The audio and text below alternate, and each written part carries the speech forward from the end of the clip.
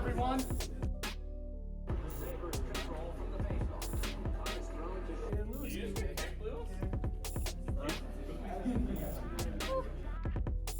Wing spike Oreo. They have three really hard skins.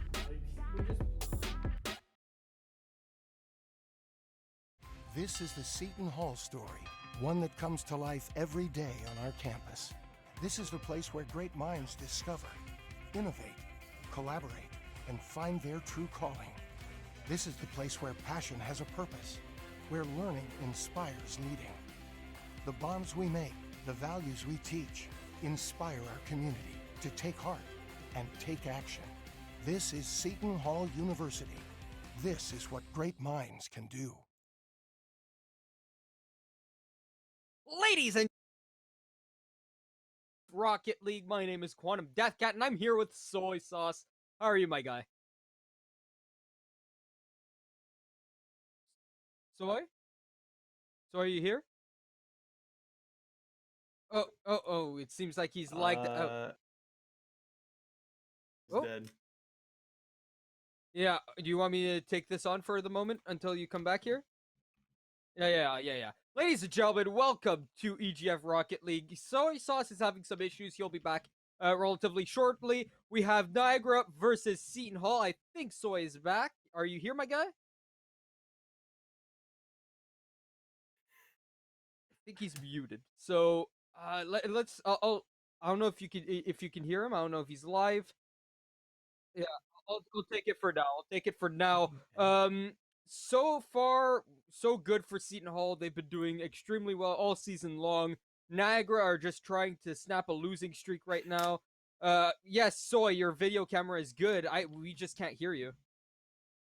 Oh, I'm back. Okay, I have no idea what happened. I completely apologize.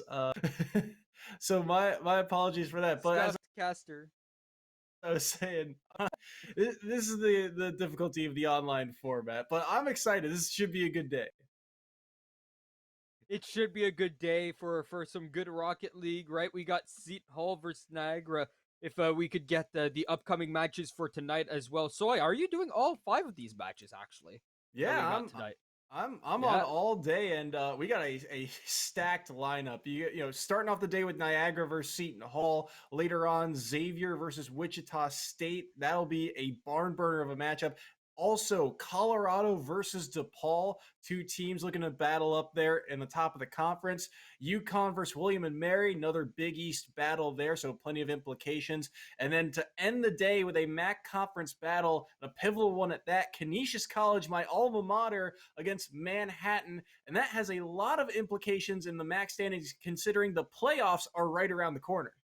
Yes, exactly. And especially the 6:45 and 7:30 game between Xavier and Wichita, Colorado and DePaul. Those are the 2 big ticket games tonight, right? Those are the barn burners, as you said. UConn. I mean, if you want predictions, we could do predictions real quick, right? You want to do predictions before we start off here? We can try some predictions. I don't know. What are you thinking for this first game?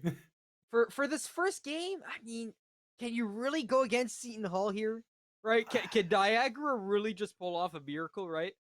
It does seem very David versus Goliath-esque. I mean, we've talked plenty of times about how the Big Eastern Conference that Seton Hall is in is very tightly compact. Every team in that conference has had these kind of pop-off moments. And so for Seton Hall to be the kings of that for now, it's a tall task for Niagara. But that being said, we've seen Niagara have some moments here and there. So I guess it's a matter of how long can Niagara hold on for? Can this defense hold on and give themselves an opportunity to stay in these games?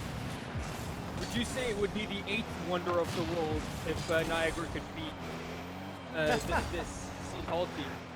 Well, we'll have to wait and find out as some early just First back and forth. Yeah. Oh, this one. Whoa. Oh no, not like this. That was a weird illusion here. Cone is just gonna pop this off the floor. It looks like it was gonna pop up in the air. Past the Schnitzel is too deep in the net and can't get to it in time. Yeah, it looked like he would have had a shot at that save, but just as you said, too far back. Didn't get. I don't think he had a whole lot of boost in the tank to work with. He just didn't react fast enough to that shot, and so Seton Hall, this offense, off to an early start. So, we got ourselves quite the matchup here. I do think Seton Hall will take it. It just depends by how much, right? How long can Niagara keep up? Right now, Seton Hall already in the lead, and they're barely a minute into this game. Yeah, and this defense of Niagara was really the question coming in, right? Because we know that all of the offenses in the Big East have certainly a high ceiling of capability. But right, if Niagara can give themselves a chance late in games, we've seen this team, score, but the score has to be low. They're not built for, these light shows, these fireworks. They're built for low, grindy type of games. So if they can keep this, Seton Hall offense at bay and give themselves a chance late, we might see Niagara be able to steal a game. Right, they're often more of a 3-2-1 victory kind of team, right? So that's often what we see out of them, and when they do win a game, they will normally win it. Normally it's a very scrappy game, right? And so far this has been scrappy back and forth, right? Yeah, a little bit back and forth, but look at the dive there. This is a shot on. That's gonna find its way in. Tones again. Tone finds it once again. Green in the corner, trying to flick it over. It goes off the back wall when it hits Lost, and Pablo lost back in the net. No one there to help him behind. And it's a 2-0 game. And Tone, the striker today, I guess, off to an early start with both goals, and I really like his shot placement as well. That first goal was underneath the first defender, getting the first one to bite, and then that second goal, you saw him just get enough arc and enough power over top of that last defender back. So his placement is on point right now. Bloody with the ball, trying to pass it towards the front. Pass to Schnitzel with the save. Pablo with another one on Green. Tone, he's gonna wait for Pablo's second touch here. He's not gonna go for it, so Bloody's gonna pressure and get the touch. It's still in the corner for Tone. Shot is not on net. Stopped by Austin. Cleared out. 2 minutes and 10 seconds left to go. Definitely a game that Niagara can get back into. Still plenty of opportunity to do so. As you said, 2 minutes remaining on the clock. That's plenty of opportunity to work with, but here's the struggle. Can they find a way to clear their zone cleanly? Can they get possession inside this blue half? And right now, Seton Hall, all they really have to do is play keep away. Just punch this thing back into the purple zone, and think of it like forecheck in hockey, right? When Seton Hall gets the ball, they're just gonna keep chipping this ball down and in, and Bloody with the dunk, making it 3-0. Yeah, Bloody getting that one, and with 101 seconds left, he gets his own rebound. It's a dirty goal, but he'll take it any day of the week. That's some good placement. Yeah, and again, just positioning being a huge factor for Seton Hall. Just off the corner, Bloody just kind of reading the play. All of the defenders of Niagara are back too far, but look at the pinch. This is a fake. Pass the Schnitzel, pops it up in the air, and Ost fakes it, and no one checks for pass the Schnitzel where the first bounce will land. And that just leaves the net completely wide open for pass the Schnitzel. Amazing play there. And as you said it, everyone thinks that Ost is going to hit that ball, and the second he's, off target, all of a sudden they got to react, and no one on Seton Hall just backed quickly enough. So 1 goal on the board and a chance missed there. This is doable as another one's going to find its way. They catch the defense overextended. Yeah, look at this overextension here by Tone, and he's trying to get back, but he had no boost left. Green tried to get back as well, also no boost. They completely depleted their boost. While all three of them were deep in the offensive zone, the ball got taken away, and the net was completely wide open. 77 seconds on the clock after that goal. And that's the challenge of being the third man in the rotation. You got to know, how far back you should be. Positioning is so key, because there are sometimes you get those booming clears and you're just not ready for them, and it opens that window for the Purple Eagles here. Smart demo there to get Ost out of the offense, because the offense there was trying to be deadly once again, trying to find a passing play. which hasn't really been Niagara's style, right? Niagara don't really do the passing plays as much as Seton Hall do, who's got a wide open net to look at, and it's another 2-goal lead with 40 seconds left. Niagara are more of a team that's counterattack, right? Yeah, Niagara's a lot of their play does come from counterattack, and this goal is a victim of circumstance. I believe it was Pablo not able to find a touch on that ball, just whiffing on the clear, and then an easy second goal for Bloody to make it 2-4. And now with Bloody up, scoring for his team once again, allowing that lead to extend itself. I think that's the cushion that they really wanted. And now that it's 5-2, that's the dagger in the chest of NU for the first game here. This was such a good pass. Green gets this out, and it's dropped right in front of Pablo's face. I'm not sure he's expecting it. If he had anything left in the tank, or if he were able to read that play a little bit faster, he might be able to intercept that pass and go the other way with it. But it's just too far out in front of him, and the reaction time of Seton Hall right there for the pass to make it a 3-goal differential. And as you said, this is all but said and done for Game 1. Game 1 will go the way of Seton Hall, but there's plenty of games left, and despite the scoreline, this was much closer than the score indicated here. That would have been 5-3 had there been just 3 more seconds on the clock. Yeah, absolutely. I mean, Niagara, this was the kind of play styles that I think we expected for both sides. You know, Seton Hall, their offense can really fly, even Tone with the hat trick, those 3 goals and assist on top of it. The only player who didn't score on the side of Seton Hall was Green that game. But Niagara, they kept it close. They kept it, in that second half of the game. They were down 3-0, and it just took 1 or 2 mistakes by the rotation of Seton Hall to open that door for the Purple Eagles, and that's when they found their windows. But at the end of the day, time of possession, offense, Seton Hall had the ball a whole lot more and found a lot more openings on that defensive Niagara.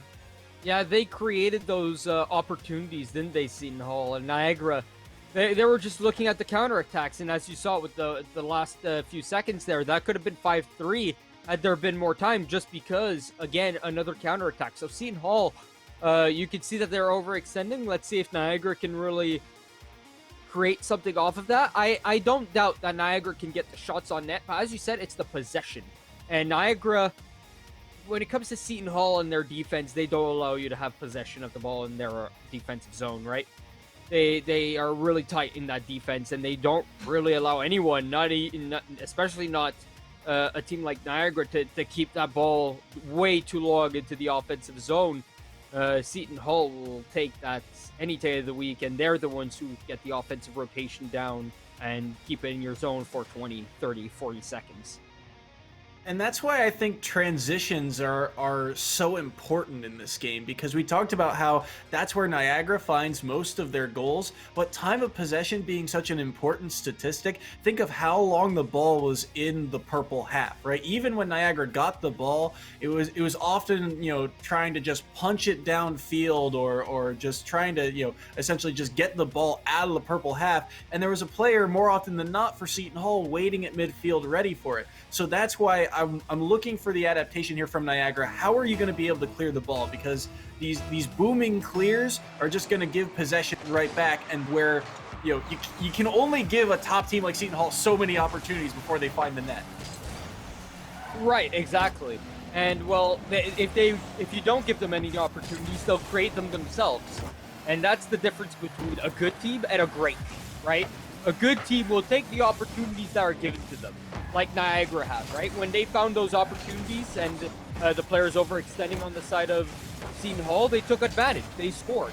But Seton Hall, right, not only did they take advantage of the opportunities given to them, they created them. Yeah, absolutely. And a huge part of that, too, is look at the possession here by Green. Does he have the flick? Oh, no, what a save by Pablo. But it doesn't even matter, as the dunk will go in, and an own goal, Green will get the credit for it. I mean, that's a beautiful demo right there. That's what I mean by creating plays, right? Creating opportunities. And Green had the net completely wide open to himself. What do you want Oz to do there, right? He's completely Green's got him completely handcuffed. It's either let Green score it or attempt to maybe stop it, but most likely just score on yourself, as Tone will take that pass from Bloody right off of the kickoff, off the back wall, and that will be another goal. It's such a hard read off of kickoff. You can see Os goes for corner boost, and then it puts him a little out of position for how much power that ball had off a kickoff, and he's just not ready to read where that ball is going to bounce to. And I mean, Seton Hall, all the time in the world after that first miss to punch that second goal home. Now, Niagara, once again, in their own zone, they have to deal with demos, they have to deal with fast players, right? Fast rotations. If they overextend once, they're going to be called out for it. That almost happened right there, but Pablo was able to get back just in time. And they're able to get...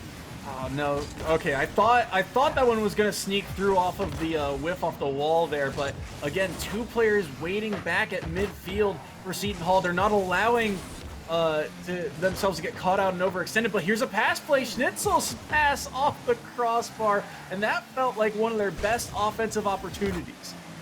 That did. That was a passing play. I said it in earlier game one.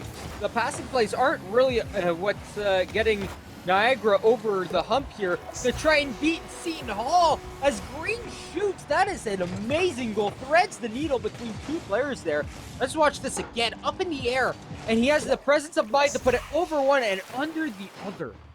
And he just slots it too. Like, this all starts because of a backflip attempt by Pablo to try and clear that ball, and it gets pinched off the wall, and no one has the boost to go up and challenge Green. And so Green has all the time in the world to perfectly orient his car to slot it between those two defenders, find the gap, and make it 3-0. And 3-0 is a big lead, and it's a big ask for Niagara, who almost gets scored on again, but that one goes off to the crossbar. Bloody will find it, try and pass it off to his teammate Green. Kept in the corner by Os. Here comes Bloody, tries to get it over, and he's gonna leave it for Pablo to clear out. Leave it for his two teammates, who both double commit up in the air, and pass the Schnitzel will hit it down and leave it for no one. Where are his teammates? Oh no, that is a unfortunate blunder. Now they're stuck in their own zone again. It was the right idea by Pablo, but his team just wasn't, or bypassed the Schnitzel, but his team just wasn't fast enough to the play. They were boost starved, and now it's an open goal the other way. Oh. Can't find the net, but the rebound will get punched in. The rebound will be punched in by Tone for a second here. Who was this? Was this Green? Yeah, Green could have stolen this. And, well, stolen, it would have gone in, right? The original shot didn't go in. So Tone, it was lucky that Tone was there, because all three of them were pushed up once again, right? And they weren't punished for it this time, but that one could have ended up way differently. Hey, it happens though, and right now Niagara are having a rough time at it because Seton Hall have just found a new level. The defense of Niagara is just getting caught out, unable to kind of challenge a lot of these plays. Seton Hall's doing a fantastic job of being quick to the play and utilizing the space. Niagara is kind of shelled up now in their own back third, up against their own back wall here, and it's not allowing them to get these booming clears that they were trying for in game number one. And that's why you see Seton Hall just continue to press. They've got so much space to work with because Niagara, they don't have anything left in the tank. I don't think it's that Niagara have nothing left in the tank. It's that Seton Hall, right? You're a team that need to play up against other teams. You need to see what ticks, right? What works, what doesn't work. How can you exploit their defense, their offense, their possession game, right? And right now, that's exactly what Seton Hall are doing. And Niagara are doing nothing to really switch up how they rotate, how they position themselves, and just change up their strategy. And so because of that, it just allows for Seton Hall to get this 5-0 lead with 50 seconds left. And just the speed of play too from Seton Hall. They are fast to the ball, and Niagara, even when they are there, you'll see occasionally a whiff or a mistouch or just not the cleanest play. Past the Schnitzel here, has the air dribble, but again, he's out of boost now, and not a whole lot of chance there from Austin. Look at the counterattack here by Seton Hall. Yeah, Seton Hall already there with the counterattack. They're ready for it, and they're all in the offensive zone. Ost makes that save there, but he was more just standing, praying that the ball would hit him after the shot came through. Let's see it again.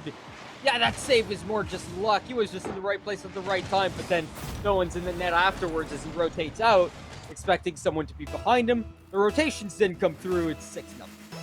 And that's communication there, because Ost makes that save, and he doesn't know where the rest of his team is, so he presses out to try and cut down the angle, and that's when he realizes, wait, my teammate's there, he's just not, in position to make a play on that ball, and that's when he realizes there's no one in the back of the net. The worst part of that play, even if he was, there was a Seton Hall player on that goal line possibly ready to get a bump. So game number 2, basically in the books here, and Niagara, their offense was non-existent in this game because Seton Hall was all over the board. I think it was non-existent because I think they only had one shot. They had no shots at all. And the shot counter is 16-0, right? Big fat donut next to the shot counter, and only 7 saves on the side of Niagara, right? They stopped about 1/3 of the goal, 1/3 of the shots, right? 1/3 of the shots, actually just a little bit over that, went in the back of the net. That's not what you want if you're a team. That's really rough. We talked about how Niagara's defense tended to kind of shell up, right? It got caught in its own back third a lot. But the other part of that game that was completely mitigated, transitions. We talked about how Niagara, their offense, those first 2 goals that they got in game number 1, they were through transitions. Game number 2, Seton Hall always had at least 1 player back. There were multiple times when they had 2 players back, and Niagara just did not have an answer for it. No, exactly. And well, in the first game, they had the answer for it, right? Because there were triple commits up front, and they were able to just be like, oh, well, here's the ball. Let's give it to you, and let's put it in, right? They did that twice, and they almost did it 3 times, as I like to point out, and I've done so like 3 times, not myself. So the fact that they weren't able to do it once here just shows how Seton Hall cleaned up their game. And by doing so, they also exploited the defense of Niagara. They didn't just clean up their game. They changed how they played completely, right? They went from a team just be absolutely full-on aggressive to a team that, I mean, they're aggressive, right? They're still being absolutely aggressive. You don't shoot 16 times on net without being aggressive. You don't score 7 times in 5 minutes and 8 seconds without being aggressive. You need some aggressivity, but just a little bit less, It was the capitalization on the mistakes of Niagara. That having that man back and being able to read the play well and being so quick to it. Look at the pass here, and Green gets his 2nd goal. This is a beautiful touch from Tone.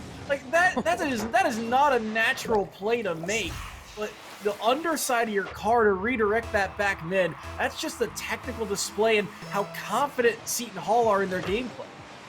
Absolutely, just confident. They're just oozing confidence in how they play, and it shows in how aggressive they are. They always have 1 to 3 people pushed up, right? And their rotations are so strong right now. And if you look at Niagara, look at how not confident they are. They're doubling up in the net. They got 2 goalies almost at all times making these saves, and they got barely anyone on offense, and barely anyone leaves their zone. It's one thing to shell up on defense if you're able to make those saves. The problem is you give so much time and room for this Seton Hall offense to work. And the number 1 thing offenses thrive off of is time and space. When you've got time to shoot, you can pick your corners. When you've got room to work with, you can threaten so many different options. And Seton Hall, with all this space to work with, Niagara is just unsure of where to go, and you can tell it's showing. They're not sure where to be. There's no one back here in the net, and Bloody finds goal number 3. And it's not like they have a distinct goal scorer either on Seton Hall. Everyone's been scoring, right? Everyone can assist, anyone can pass, anyone can clear, anyone can save, anyone can score. on that Seton Hall team, and it just shows. They're just rotating like water in a cup, you know, like their rotations are that fluid. Yeah, it's just, you know, a clean rotation. Also, you know, we talked about how in game number 1, Oz got a demo or two to kind of free up a little bit of space, you know, stall out this Seton Hall offense a little bit. But there has been, you know, very minimal chance for that throughout games 2 and 3 here. And so I think the adaptation, if you're Niagara, for the next 3 minutes, you just got to find a way to get a solid touch on the ball. You got to find a way to get this ball out of your own half cleanly. And that's something that Seton Hall has really, you know, been able to shut down as the series has gone on. I mean, progress has been made, right? They just got one shot on net. That's their first shot on net in about 8 minutes time. So it's really rough for them right now. That second game really took its toll, I think, especially to the confidence of that team, right? The team seemed so confident in the first game, right? They were close, and they were just short of winning that first game. They just needed to bulk down on that defense. But right now, just the prowess of the offense by Seton Hall, they're just built different. It's one of those things where if you're Niagara, you think the ball's going to go one way, but also off the kickoff is going to find one. Right off of the kickoff. That's their first goal since, I think, the last minute of the first game. So that is a much-needed goal. If we're being generous here, it's been 8 minutes since they scored, since their last shot, pretty much, right? 8.5 minutes. So, hey, it's good to find that one. And if it's the last goal of this game, it's their last laugh, right? But obviously, one isn't enough. If you're Niagara, obviously you'd be happier with 2. And if you can get 2, then you can get 3. But Green wants to suppress that as much as possible. And again, the defense of Niagara, I was making the point before Oz scored, it feels like they're either just a fraction slow to the play, or they're just not confident of where this ball is going to end up. And so they're trying to give themselves time to react, but it doesn't matter because you're giving all this space for Seton Hall to work with.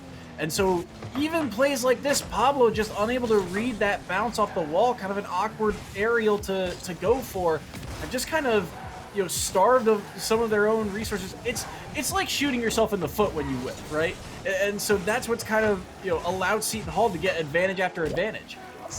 And this isn't saying that this Niagara team is bad in any sense, right?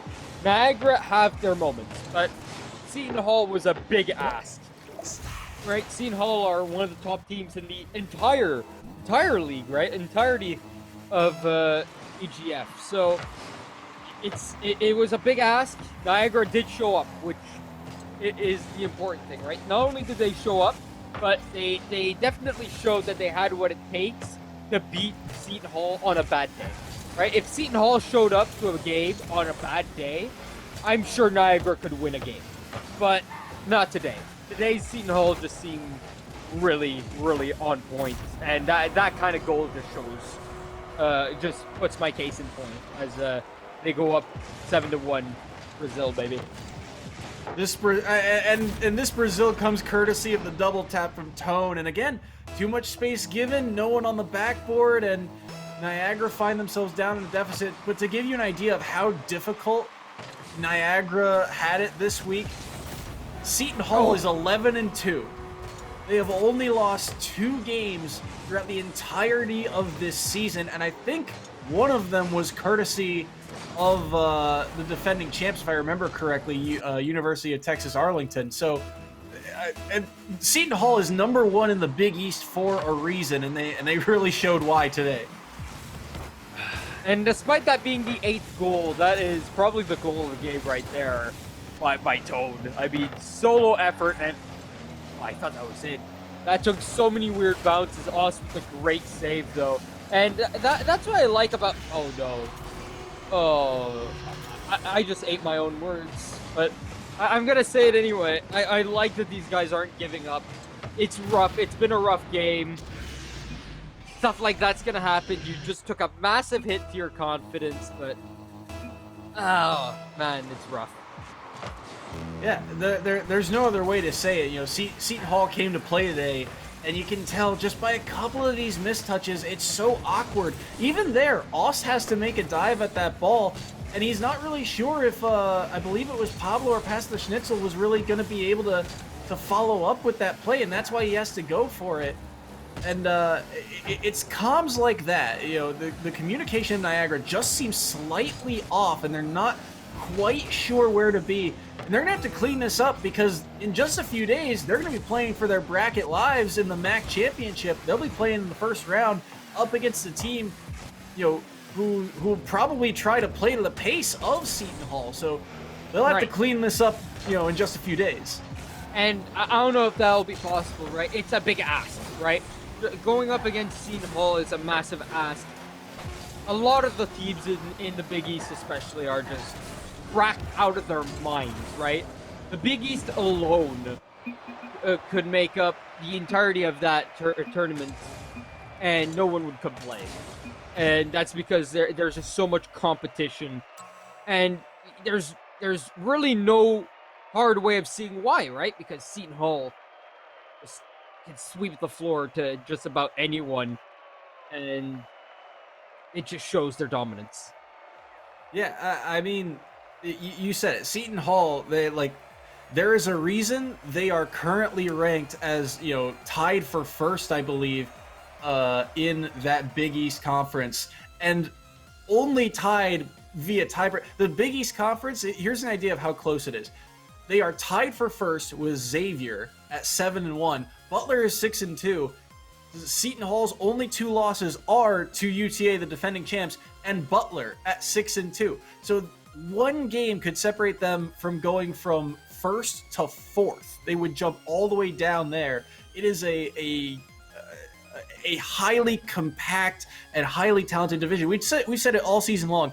Every team in the Big East, top to bottom, has had these moments where their offense can just explode, and this was one of those weeks. And I have to agree. Look, that division is just absolutely stacked, and that's what's awesome about EGF is that after, I think it was week 7, there were no more undefeated teams left in the entirety of the league, right? Not just the Big East division, right? Everything. Every division has had at least one team with 1 loss, right? And so every team had at least 1 loss. My bad. And at this point, I think there's only 1 team left with only 1 loss, if my calculations are correct. And you are right. It is Delaware at 13-1. Yeah, Delaware is a big scary team, but they get a loss, right? And that's the scary part, is that these teams can beat down on each other, right? It just depends who shows up better on that certain day. And Seton Hall, well, today they really showed up, and I can't wait to see how they show up versus the other big teams. All right, ladies and gentlemen, we are going to go on a small break, and then we'll come back for a small interview before we go on to our next match of tonight. Stick around. Hey, ladies and gentlemen, welcome back to EGF. We got ourselves an interview, and this time with Jimbo. You might have seen him in the game. His name was Bloody. He just told us that he's playing on PlayStation, and so you can't change your name, sadly. Once you choose your name on one of the consoles, you just can't change them, sadly. How are you, Jimbo? I'm doing well. How are you? I'm doing very well myself. Hey, listen, that was a great game on the entire team's part, and it just shows us that you guys are ready for these playoffs. And who are you most excited to play in these playoffs? Who do you hope to play just to have like a really tight game in these playoffs? Probably one of the top 3 teams. So like UT Arlington, we're probably looking forward to. I feel like we could have a really good match with them, and we just kind of want to get ourselves primed and like ready to go in and win. I can't disagree with that, right? You obviously, not just for entertainment purposes, right? Because for us, watching a 5-game series where it's back and forth and both teams are pushing themselves to the limit is absolutely amazing to watch. But it's good for you guys because you guys get to learn, you guys get to show off your skill and all that. So I'm glad you guys are looking to the stars when trying to go into these playoffs. Do you have anything to ask him, Soy Sauce? Yeah, I mean, you guys were on full display today. What do you guys think is your biggest strength as a team? I think personally it's our ability to rotate and our like offensive pressure. We tend to really pressure teams in their halves, and it causes a lot of mistakes on their ends because they start panicking, they get low on boosts, and it just leads to a lot of great offensive opportunities for us, whether that be a passing play or an open net, and it just leads to goals. Yeah, certainly was on on display today, as you can see through all those replays. I got one other question for you. You were talking about teams you're excited to play against. You guys are coming up on the playoffs, but your last game, if I'm reading the schedule correctly, your last game of this regular season is up against the #1 team in the EGF, University of Delaware. How do you prepare for a game like that? I think we just have to play against other schools that are, either as good or better than us, so we can learn how to become better as a team and play better, which will then, lead to winning more. And I think to prepare for University of Delaware, obviously they're a very good team. We want to, like, if they take a game off us, we don't want it to really get to us that much. We kind of want to just keep our cool and try to push through that and end up winning the match. Awesome, good stuff. Quantum, you want to take us out? I'll take us out. Thank you, Jimbo, for the interview. Good luck to you and your team for the rest of the season and into the playoffs. Ladies and gentlemen, we're going to take a short break. We'll be back in 5 minutes' time for our next match. Which match is that, Soy Sauce? Up next on the docket.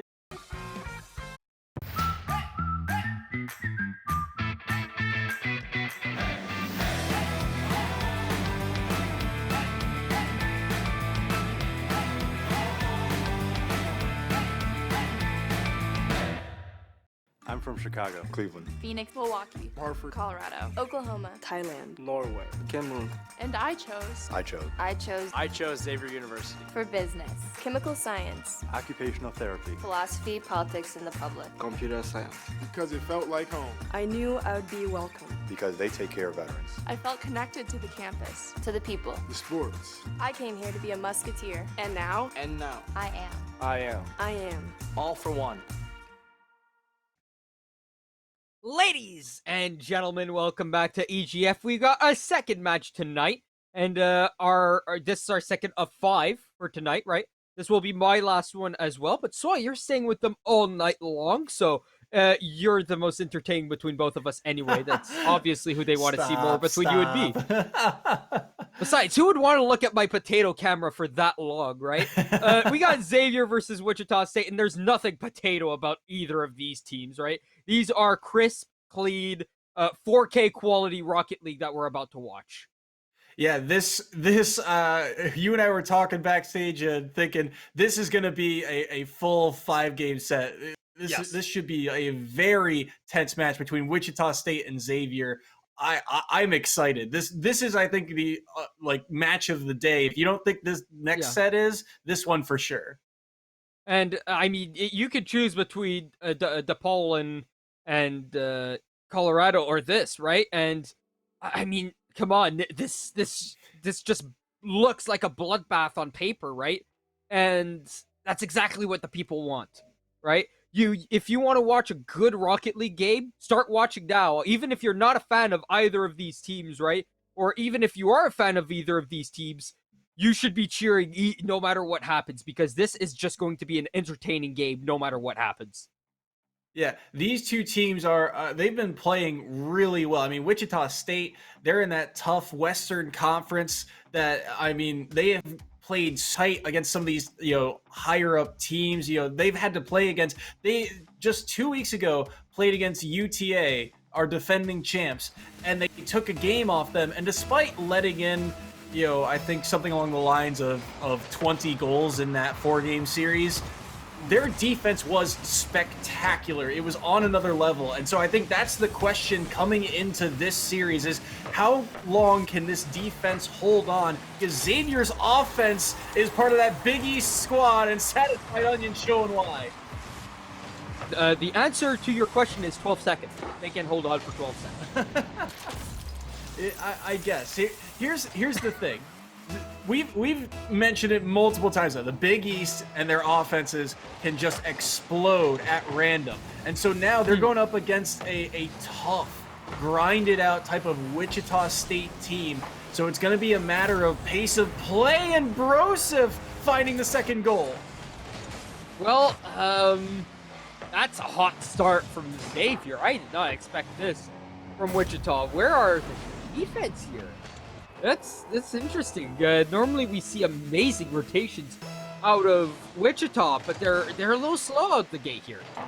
Yeah, and that's just I feel like Xavier came to play today. I mean, they have been so Xavier's schedule. They are another one of those teams that's had a whole lot of success in the Big East, but the past 2 weeks they have they're on a 2-week losing streak. But the two teams they've played are fantastic. They lost to Seton Hall last week. We talked about them, how they are the #1 team in the Big East right now. And the week before that, they had to play Delaware, who's only had 1 loss. So they're coming off 2 very brutal weeks. And so I think that's why their pace of play right now is on point. But Qui-Gon Jim answering right back. Qui-Gon Jim absolutely getting that one. Satisfied Onion tries to get it out. Valor and Broseph needs to slow down there and get on the back post instead of shadowing his defensive counterpart.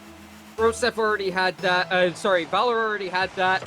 Broseph should have just stayed back, and had he stayed back, that would have been a nice save. But that's a good point by Wichita State for spotting that out, and they score off of that small rotational mistake. And that pressure was all by Misto. Misto coming in here and applying so much offensive pressure throughout the series. He's going to be my player to watch. But look at this over top of one, and look at the diving save by Satisfied Onion. It's a great save, and we're only 90 seconds in, and we've had this much to talk about already, right? You got Misto, Mr. Gopher, and Qui-Gon Jim on this side of WSU, and you already know that we're in for a match when looking at Xavier's set of Broseph Hamboni with Satisfied Onion and Valor, right? These guys are both these teams are absolute units, right? And we're already seeing the bloodbath unfold here. That was a great pass, but the demo comes in just before the pass can be registered. That is a great play on both sides of the ball, and that's what I mean. This is how this game's gonna go. It's just gonna be back and forth bloodshed. It's just gonna be death after death, and they're gonna be at each other's necks for this entire series.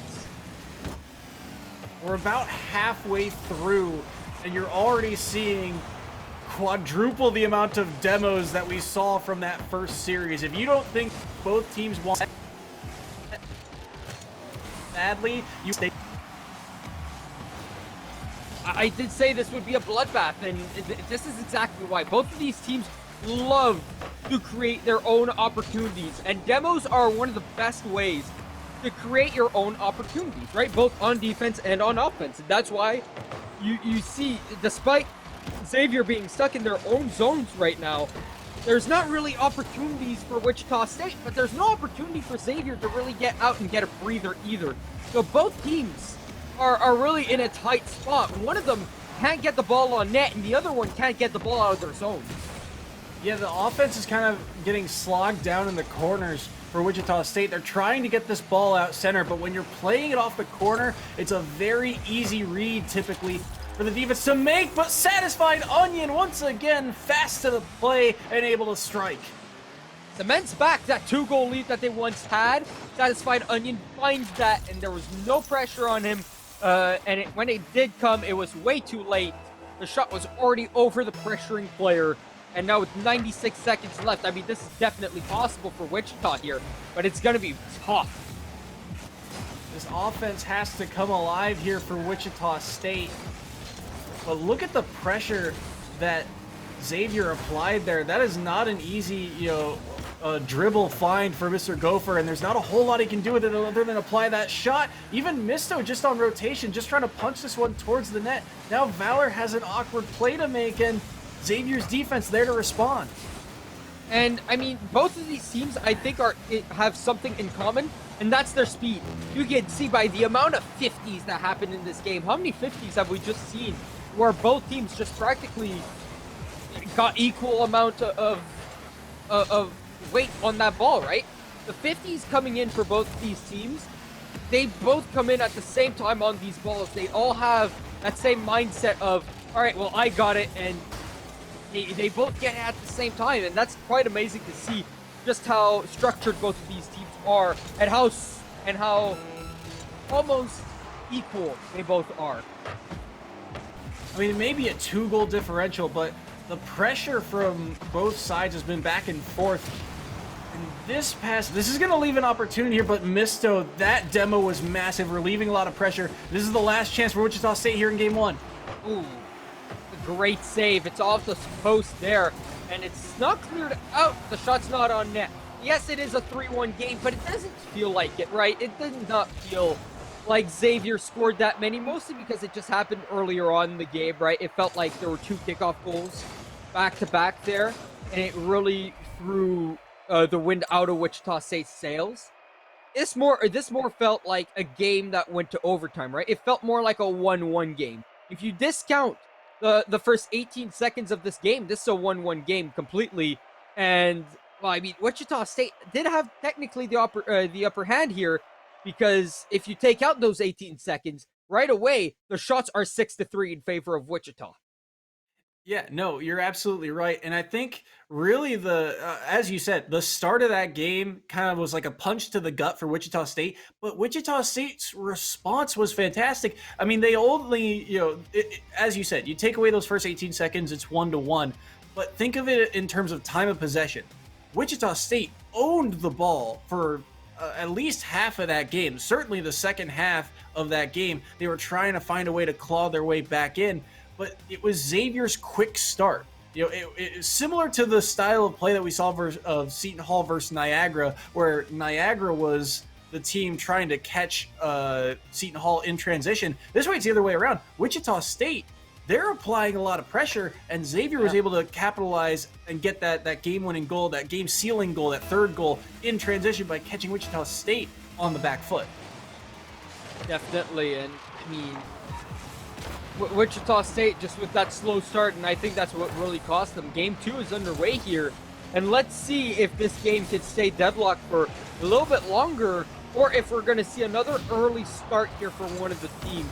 As there's, again, a demo in the background, and that was Misto's demo that comes in, and well, that allows them to go on to offense, a pass off the back wall, a second touch, but it won't find its recipient. And it's cleared into the midfield as Misto pops it up. Valor is going to put it back into the corner, and Xavier don't mind playing from this corner. They keep putting that ball in there, and it stops Wichita State from really getting any offense. This is a dangerous play for Misto. He's out of boost, out of luck. Mr. Gopher with the save, and that buys enough time for Misto. And Wichita State, they allow that opportunity, but they're able to make the play. And now in transition, can he get back to this? No, it's already going to go in. Qui-Gon Jinn strikes first. And Qui-Gon Jinn gives their first lead for Wichita State, and Misto could have easily stolen this. He was already in the backfield, and that just shows you how pushed up everyone was on the side of Xavier. Xavier's offense loves to be aggressive, and that was the question of Wichita State, is can they get these transition goals? And oh my goodness. Well, oh my goodness, I think is the right call to make there, because, well, off the crossbar, down and out, like, no one was really there, right? Like, it just felt like everyone got swept out of the crease there after the first shot. I think maybe people thought it was already in, right, off that first shot. Hard to read some of those plays off the backboard, and Valor so quick to the play, but Qui-Gon Jinn diving across to make the save. Valor has been fantastic through the first 2 games. Valor, as you said, fantastic in those first 2 games, doing it quite well, doing himself quite the favor by just playing this well. To be honest.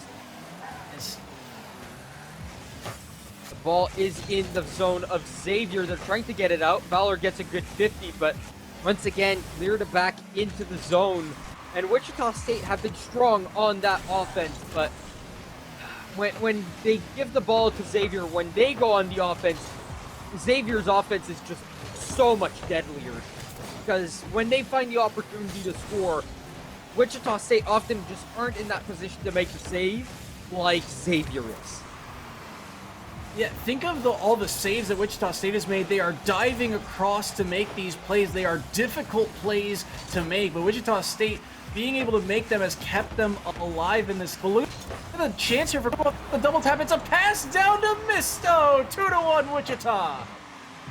Qui-Gon Jim gets it, and he gets that second touch there. It pops up in the air, and what do you want Valor to do?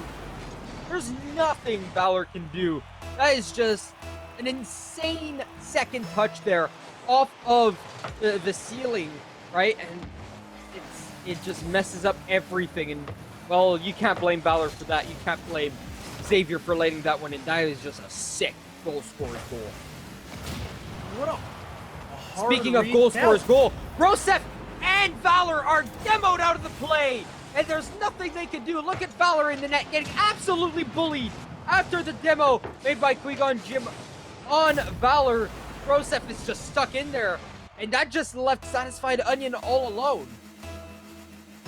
What a play. What a bump from Qui-Gon Jim. He gets the demo and the bump on Broseph, taking out two players. He is like a train, unable to be stopped on its tracks, finding both defenders. And now the scoreline has been reversed from game one, 3-1.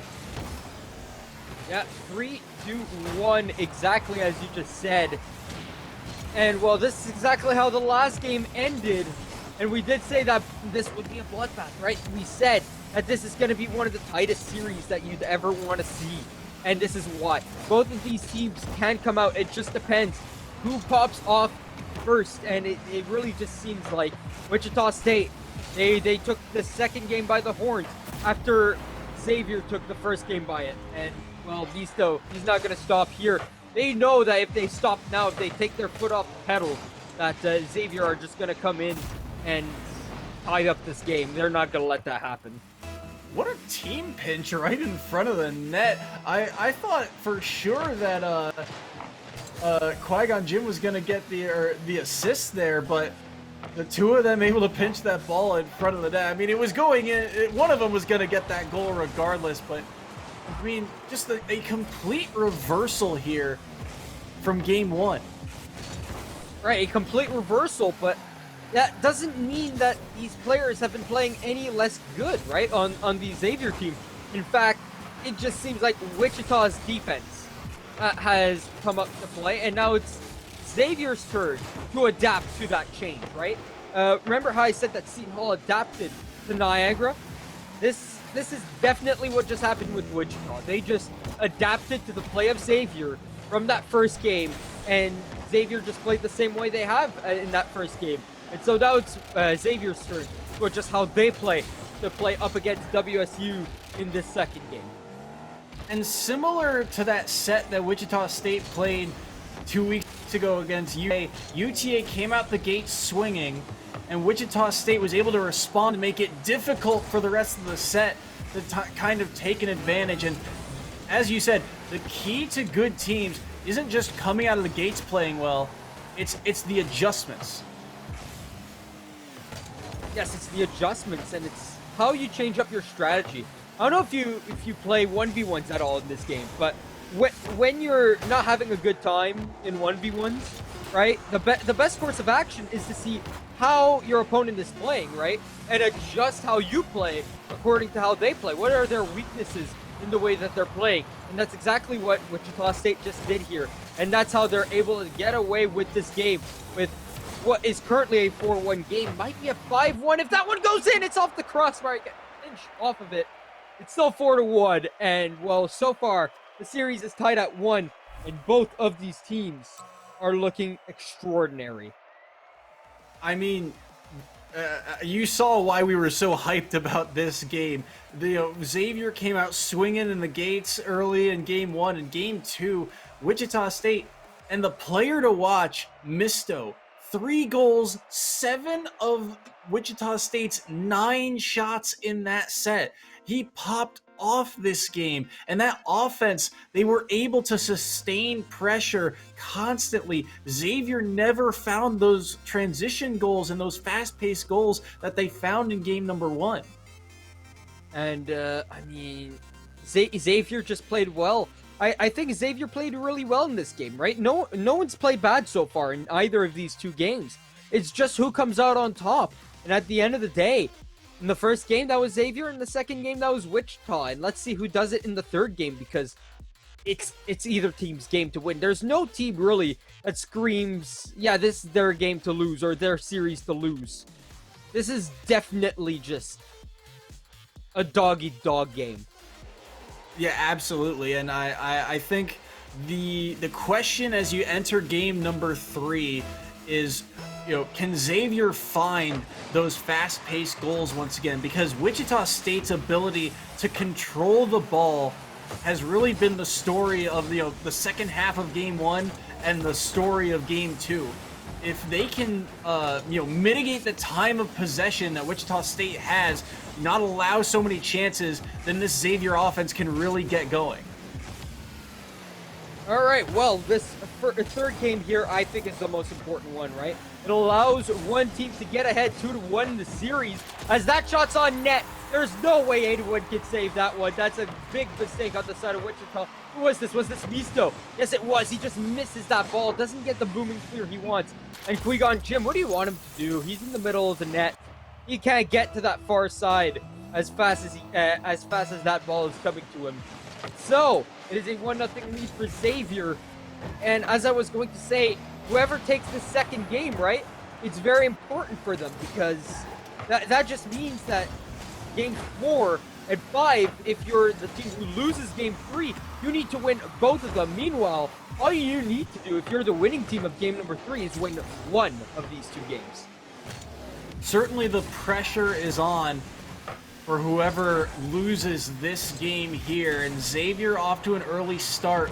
But again, how do they get out of the corner here? Broseph able to get that one around, but Wichita State, they're playing around this midfield very well. Misto had a mistouch, and that's how Xavier found their first goal. Look for him to make that back up here in a moment, but Qui-Gon Jim making that block. Broseph, he's got that ball off the back wall. The shots come in. But that's a save by Mr. Gopher. Valor is all the way back and able to get the 50 there. And that's a very important 50. But hey, Xavier coming out, I did say that they need to change how they play. And so far, I mean, Wichita have been oftentimes just in the zone, right? With ball possession and just absolutely killing Xavier with pressure in the offensive zone, or in their case, in Xavier's defensive zone. And so far, they have barely been able to save more than 15 seconds in the offensive zone. So Wichita State are being challenged, are being met with a new Xavier team, and it's how they stack up to this Xavier team that will prove who wins this game 3 here.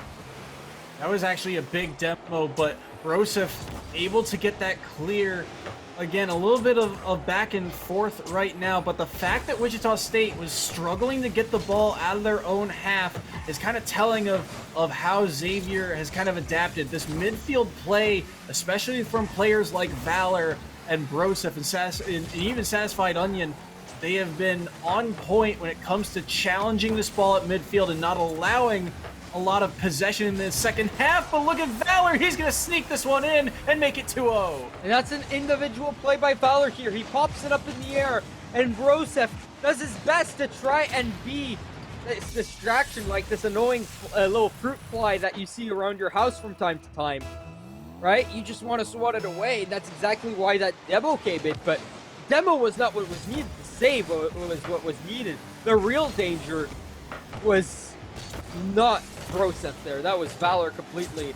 And I mean, I was going to say, a lot of times when there's tennis, some back and forth, right? Teams just are trying to pass it, getting it cleared out of the zone, right? and it's intercepted after each touch, sometimes that gets really boring. And between these two teams so far, it's not boring because you're going to see 50s during that tennis match. You're going to see more than just one touch off of those, and sometimes off of that second touch, there's still an interception, right? There's players expecting that second touch. Like, look at this ball up in the air. No one's gone up to get it, but the rebound has gone and been collected, right? And it's going to be cleared out now. And so I do like this, even though it's some ping pong, tennis, whatever you want to call it. It's entertaining tennis. That's not something you say often in Rocket League. No, I completely get you, and that's courtesy of the communication and chemistry that these teams have. They're able to read this pace of play, and they're able to react to where the ball is going to go, and they are just trying to get this ball downfield. They're trying to win their own individual 50-50s, and right now, so long as things stall out here for the last minute, Xavier will have the advantage. It's Wichita State in situations like this where they have had to try and find a way, when they have to try and come back and find a way to answer, that's when they've struggled. So this is really good for Xavier. And you can't say that Wichita State are the worst team in this lobby, right? Just because they're down by 2 goals, and well, if they don't score 2 goals here and go into overtime and win this one, they're down by 1 game in the series. Mr. Gopher doesn't want that happening. There's still 24 seconds left to tie this one up and then go to overtime and win it. There is plenty of opportunity to do so. If they could do it, that would be amazing for them. That'd be an amazing comeback. That'd be a blow to Xavier. It would be massive considering how Xavier has played for the majority of this game with the momentum to have the lead for the majority, but you got to be able to close out games. You got to be able to secure those wins. And right now, Wichita State applying a lot of pressure. We'll see if they can keep it in the zone. And they will keep it in the zone, but their offense is not there right now, and that's interception. That pass, sorry, is gonna force. Oh wow, that is a great clear out. I don't think anyone expected that. And Xavier, make sure that ball is out of their zone, and make sure that they win this one. Close out the game as they needed to. All they needed was 2. And, well, they take a 2-1 series lead here, and game point for Wichita. I mean, it was very back and forth, but again, Xavier, when they win, they get off to a fast start. And I actually have a little tidbit of info for you. These two teams have actually played once before this season. It was back in week 10, and that series went to 5 games, and this series looking very similar. Xavier taking game 1, Wichita State with a solid win in game 2, then game 3, only a 1-goal differential. If history repeats itself, Wichita State is looking good for game 4, but they're looking to rewrite history and win the next 2 rather than let Xavier steal game 5. Yeah, they're looking to steal that game, right? And I mean, if it is going to be back and forth here, I think Xavier also need to just change up something just slightly different, right? Because as we said, both of these teams have been adjusting to each other based off how they played in the last game. Wichita State was already starting to change how they were playing in that 3rd game, and I think they just did it a little bit too late. And so, right now, this is Xavier's series to lose, right? But this is Wichita State's game to win. I think this is gonna go to game 5 because Wichita State have just proven that if they given the chance to learn how Xavier play, they will match and they will show up. But if they can't show up to this one, and Xavier shows something different, just goes back to maybe an older style of playing, or even just something new that they haven't shown Wichita are in massive trouble. And already at an early deficit there, as once again, Valor making a huge play, finding the angle and, slotting that one in the upper third of the goal in the first 30 seconds. And this is where Xavier's had success. Also in transition here, Valor unable to find that shot, but when Xavier scores first and they score early. It's a good sign for this team. It puts Wichita State on the back foot, and we've seen teams like like Xavier and players like Valor really thrive when they have that lead, when they can afford to make mistakes. They have that kind of cushion to feel free to challenge more. Right, and I mean, Xavier right now with the lead, they must feel very comfortable, but it's only a 1-goal lead. All it takes is one mistake.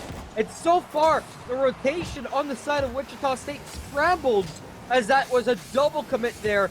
You normally see that a lot more in the lower ranked games and it's normally not that big of a deal, but when you run a rotation like that with a double commit at this high of a level, normally it ends up in the goal, and somehow it did not in this case.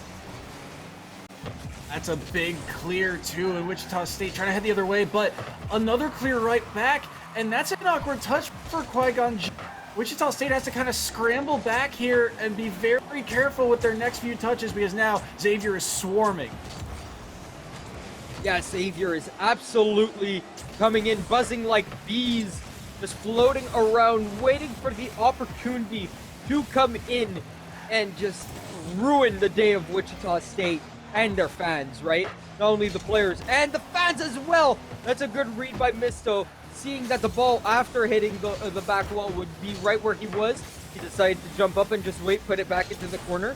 Smart play as the ball gets cleared out. Now Wichita, as these games go on, as more and more games go on here, Wichita are less and less able to stay in this offensive zone and stop Xavier from exiting their own defensive half. Yeah, Wichita State, kind of as the game goes on, you can feel the time of possession and the momentum start to shift their way. That's why the goal for Xavier to start was so important. And here in transition, this might actually be a goal. It is Misto answering right back. Pow, and there you go. It's tied at 1-2, 16 left. And, well, if this is the kind of series that we see, like if you look at RLCS, right, we had a massive game recently, right, 2 massive games recently, where there were how many overtimes that went to over 10 minutes? And at least 2. 2, right? I think it was 2. And that's incredible to think about, right? One went 12 minutes and another one went 14 minutes. Both of these teams, I could definitely see them in a 5+ minute overtime, right? You could definitely see that. And it's no wonder why. Both these teams are neck and neck. And it shows not only in the score, but in the series, and just in how these teams have been playing so far in these first 18 minutes. It goes to show how close these two teams are. The standings may not say that they are back and forth, but oh my goodness, how does that one not find its way in? Satisfied Onion keeping this game tied.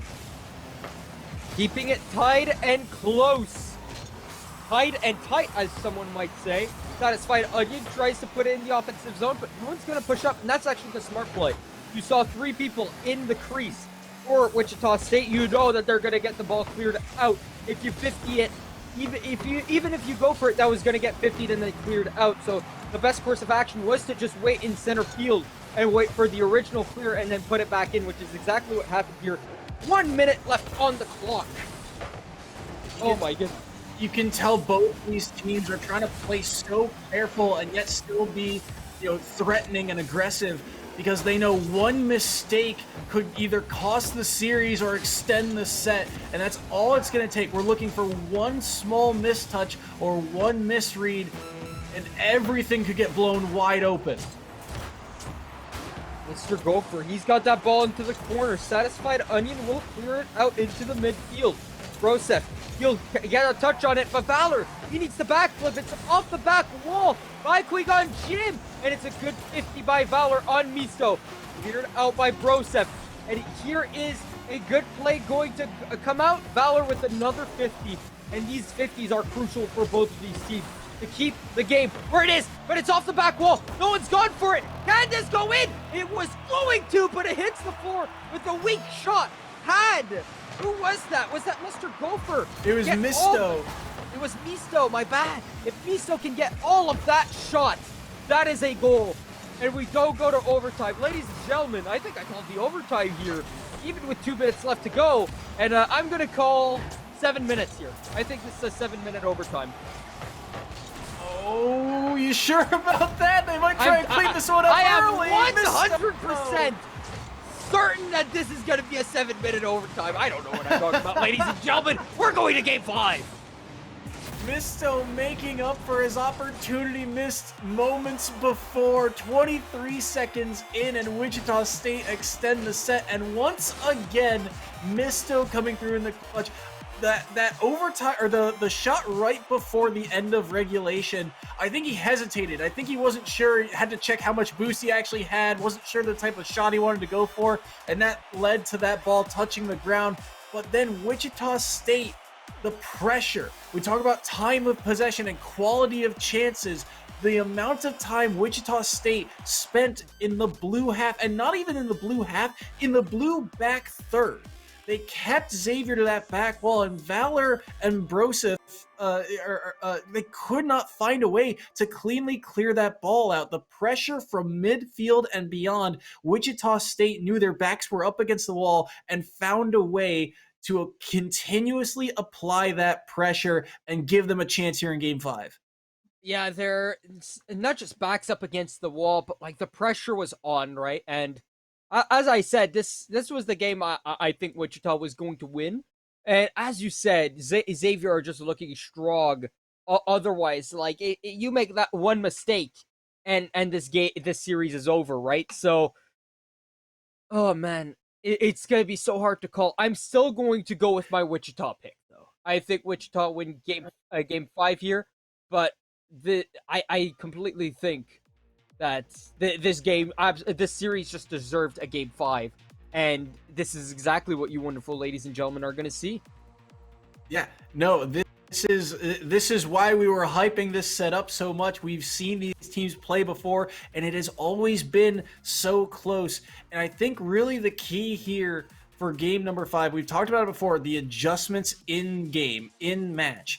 When Xavier finds success, they get off to hot starts. They play fast, they play aggressive, and then they hold their lead. They let their defense try and take control for the next second half of the game.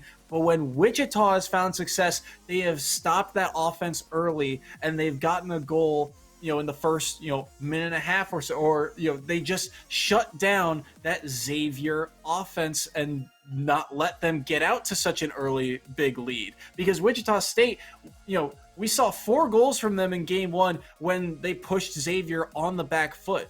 But when it's so even, so tight, and it's just one mistake that makes the difference from the first kickoff, that is how important this game is. And if you think neither of these teams want this game or are thinking hard about this game, you are greatly mistaken. They both need this one and need it badly. They are fighting tooth and nail. They are throwing everything at this game, including the kitchen sink. What other acronym can you say, right? Like, what else can you just say about both of these teams? Because there is just so much on the line for both of these teams, right? And they both want to prove that they are the better team.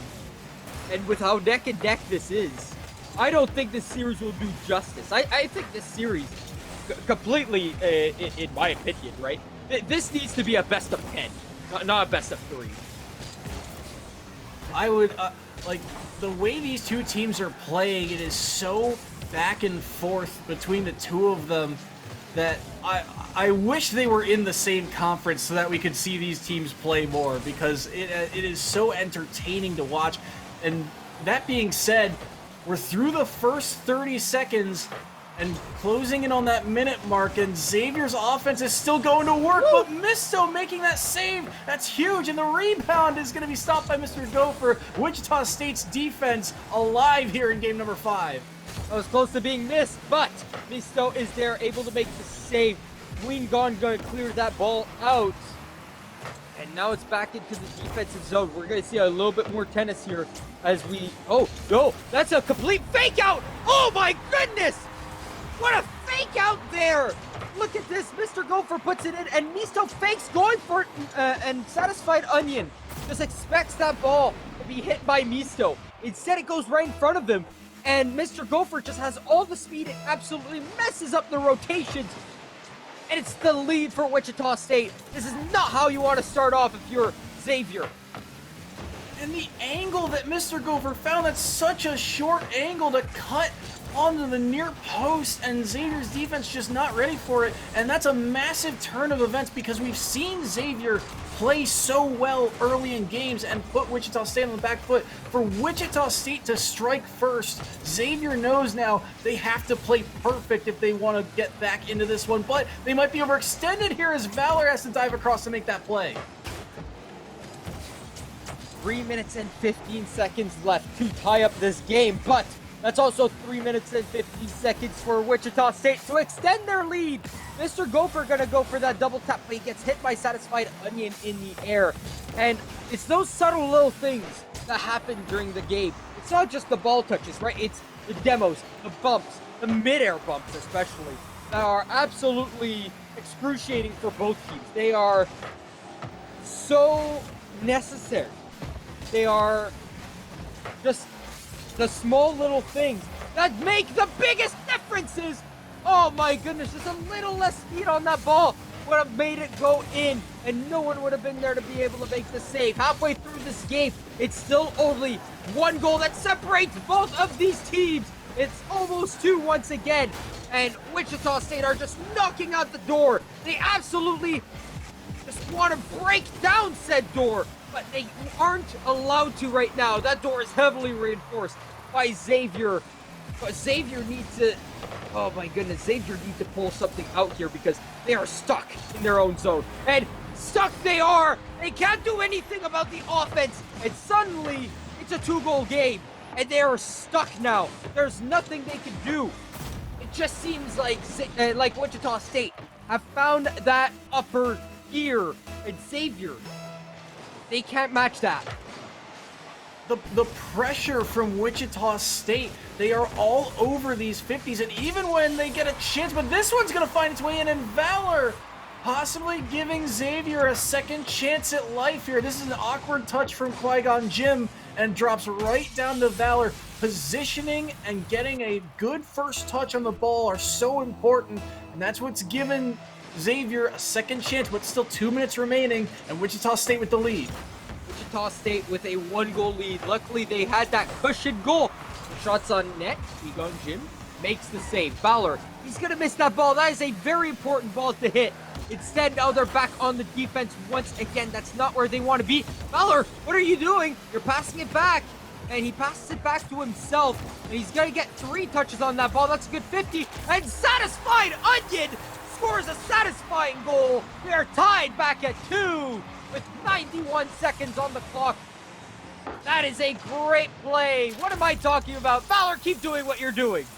That is such a hard play for Wichita State, because if you're Misto, what do? You can't let him have all that space to work with, and you know the defender's right there, but there's not a whole lot you can do about it. You have to challenge that, and look at the rebound. Oh no! Coming out of the net, he saved it! He saved a possible leading goal. Misto's got to be feeling bad about that one, but they'll get it right back. And Wichita State, the pressure continues. 78 seconds left on the clock. Qui-Gon Jinn, not only does he flick 2 players on Xavier, he flicks out his own player too. And not only does he flick it, he has the state of mind of being able to pick up that ball afterwards. And that's not an easy ball to pick up whatsoever. And somehow, some way, Wichita State are back in the lead. Xavier, once again, on the back foot. They did everything to tie this game back up. But now they need to do it all over again. Can Satisfied Onion find anything? They double demo each other. And with 55 seconds left on the clock, they've got a lot to do. 1 goal doesn't sound like much. But when it's this close, and when it's this tight, it's gonna ask for a lot for it to go in. They are able to do it though. 45 seconds. I thought this was bar down and out, but it's bar down and roll across the goal line before it goes in. Never doubt the offense of a Big East team. Look at the positioning and the angle that they find to answer right back. As you said, crossbar down and in. And what can you do there? Wichita State looked like they were in perfect position to make that play. Oh no, a whiff! You can't see my camera right now, but oh no! Not like this! Not like this! I said it before, one mistake can turn the tide of this series, and right there, one missed touch, and all of a sudden, it's 5-3 as he gets the dunk as well, and Xavier's offense waking up late in the game. Down by at least 1 goal 3 times. They came back. They tied up the game. They go down once again. They tie up the game. And then, remember at the beginning of the game how I said there wouldn't be a single potato in this game? That 4th goal is the biggest punch, a gut punch, potato goal I've ever seen. And that came at the most inopportune moment. The stress must be so high for Wichita State. You can't blame them. But Xavier showed up to the plate, and the pitcher might have been sweating buckets. But the batter found a way to hit that ball, hit the grand slam, and Xavier will win this series, coming back down as a great comeback win for Xavier. And I'm losing my voice by how hype that was. There's no other way to say it. That was a heck of a game 5 from both of these teams. And we said, Wichita State, for them to get that early lead was so massive. They held on for so long. This defense had played so good. They had 4 saves overall, but the pressure just kept mounting, and time again, Xavier kept finding a way to generate opportunities, and the margin for error, I think, is something you want to look at. Look at how close those were to being, off the post or a save. Those last, goals number 3 and 4 for Xavier. They had this much room to work with, and they nailed it. And that is the sign of a championship level team. And Wichita State was right there with them the whole way until that last moment when it was just another gut punch that sucked the air out. I think this is best explained by a boxing match. They both went the distance. This is the final round. They're both absolutely exhausted. They're giving it their all. And then there was just that one gut punch by Xavier that just didn't go right with Wichita. And they fell, they faltered. They tried to stay up. But in the end, they fell. They succumbed. Xavier win the series. They win that 5th game. You were right. Xavier just had that extra little oomph that I thought Wichita had. And if this is yesterday or if this is tomorrow, the game might have completely gone another way. But today, Xavier win this game. Xavier win this series. And, well, for now, they hold the title between these two teams as the better one of the two. I mean, it was so back and forth. I mean, when I'd been saying, Xavier had started off these games so hot. When Wichita State took the first goal, you thought this is their opportunity. And, do not slouch on Wichita State. The way that they have been playing as of late, they may take a couple of these losses here late. They may have a 5-9 record now overall, but this team is scary good for a team below 500. If this were March Madness, this is the team you look at for potential upsets later in the bracket. When the playoffs come around, both of these teams are going to be scary to play against. Definitely scary indeed. Xavier just get better and better each and every week. Ladies and gentlemen, that's going to be it for me tonight, but stick around. There's 3 more amazing matchups tonight to watch. You're going to be here with Soy Sauce all night long. I don't know who my follow-up will be, but I hope you people will have a great night with Soy Sauce and Danger Taco. My name's Quantum Deathcat, and we will see you all in a bit, but I'll see you all next time. Here, we do what others don't. Dream what others won't. Driven to leap forward, determined to always give back. Here, we work where giants have played, where the connection of work and ethic is made. A diverse community possessed with a passion to know and grow and go and show the world we are prepared to change it. Here, we ask what must be done, for in doing we learn and earn success. And you can get there from here. DePaul University. Here we do.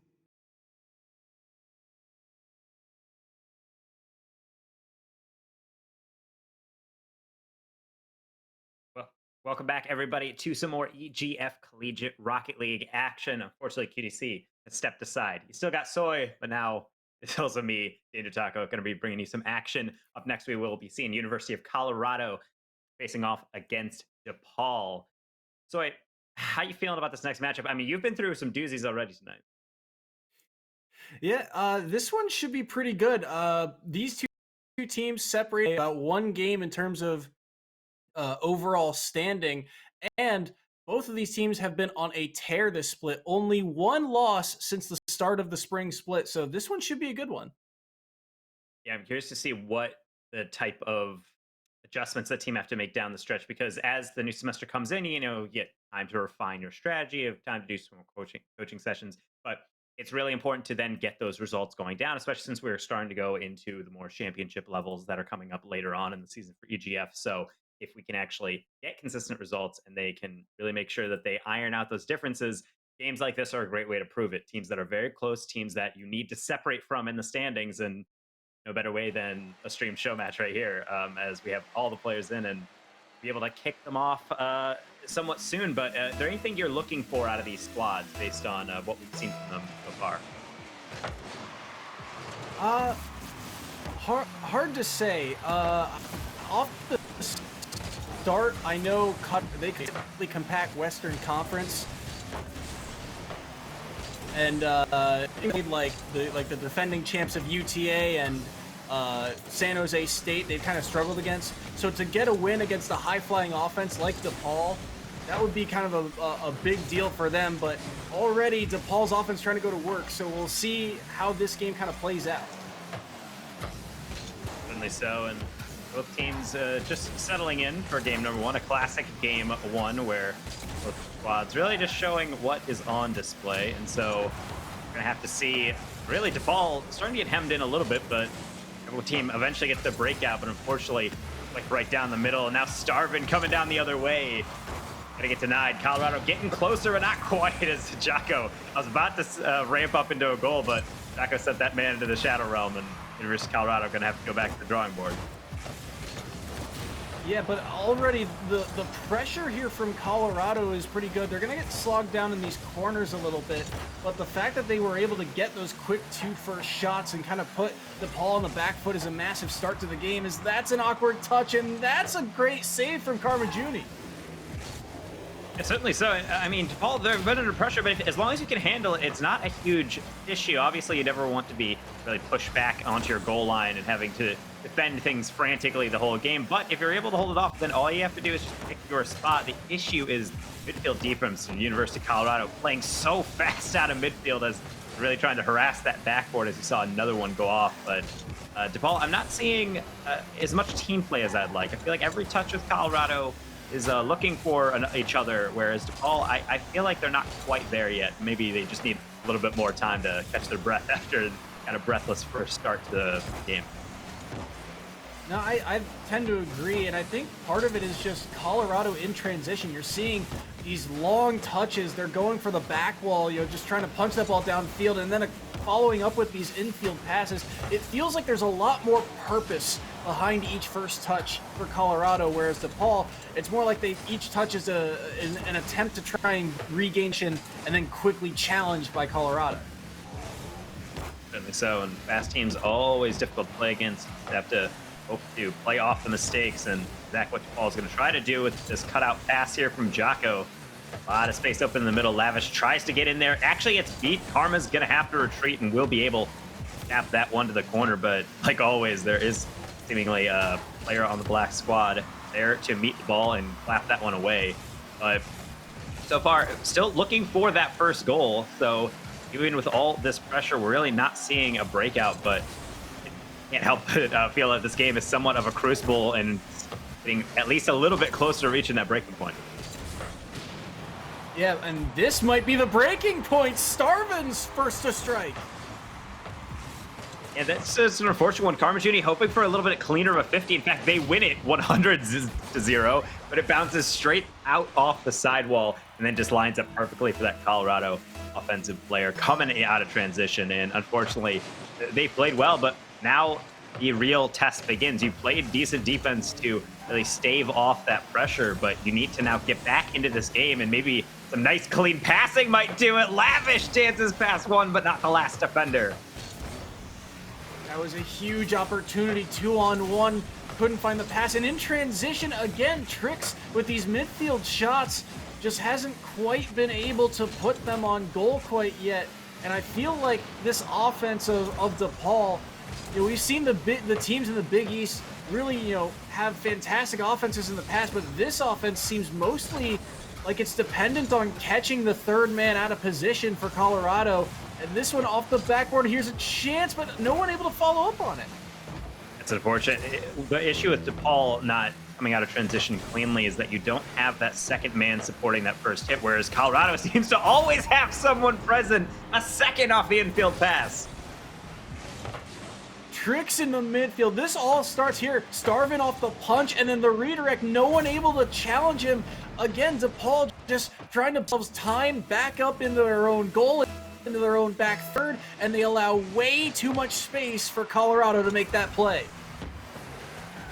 Now, like sharks smelling blood in the water, they want some more. They keep pushing, and kind of an aggressive team for sure once you have the lead. Not necessarily and the win secured, but when you can feel like it's on the horizon, you just keep pushing, and what do you know? You'll break through even further. 3-0 with 37 to go. Yeah, and once again, just the defense not back in time. Great part to bait that last defender, and then if you're Karma Juni, there's not a whole lot you can do there. You got to react to player, and then you got to react to the second, and he gets hung out to dry. And Colorado really with a statement here early in game one. Yeah, it's really just that load that DePaul has to carry to the point where you defend so viciously and so enthusiastically, and eventually one goes in, and then it just feels like the levee breaks, and you start seeing Colorado play with more confidence, and DePaul kind of crumbles down, and not really anything to insult the squad. They played some pretty fantastic defense, but at the end of the day, Colorado a little bit too strong headed into game number 2. All just going to have to play a little bit cleaner down the stretch.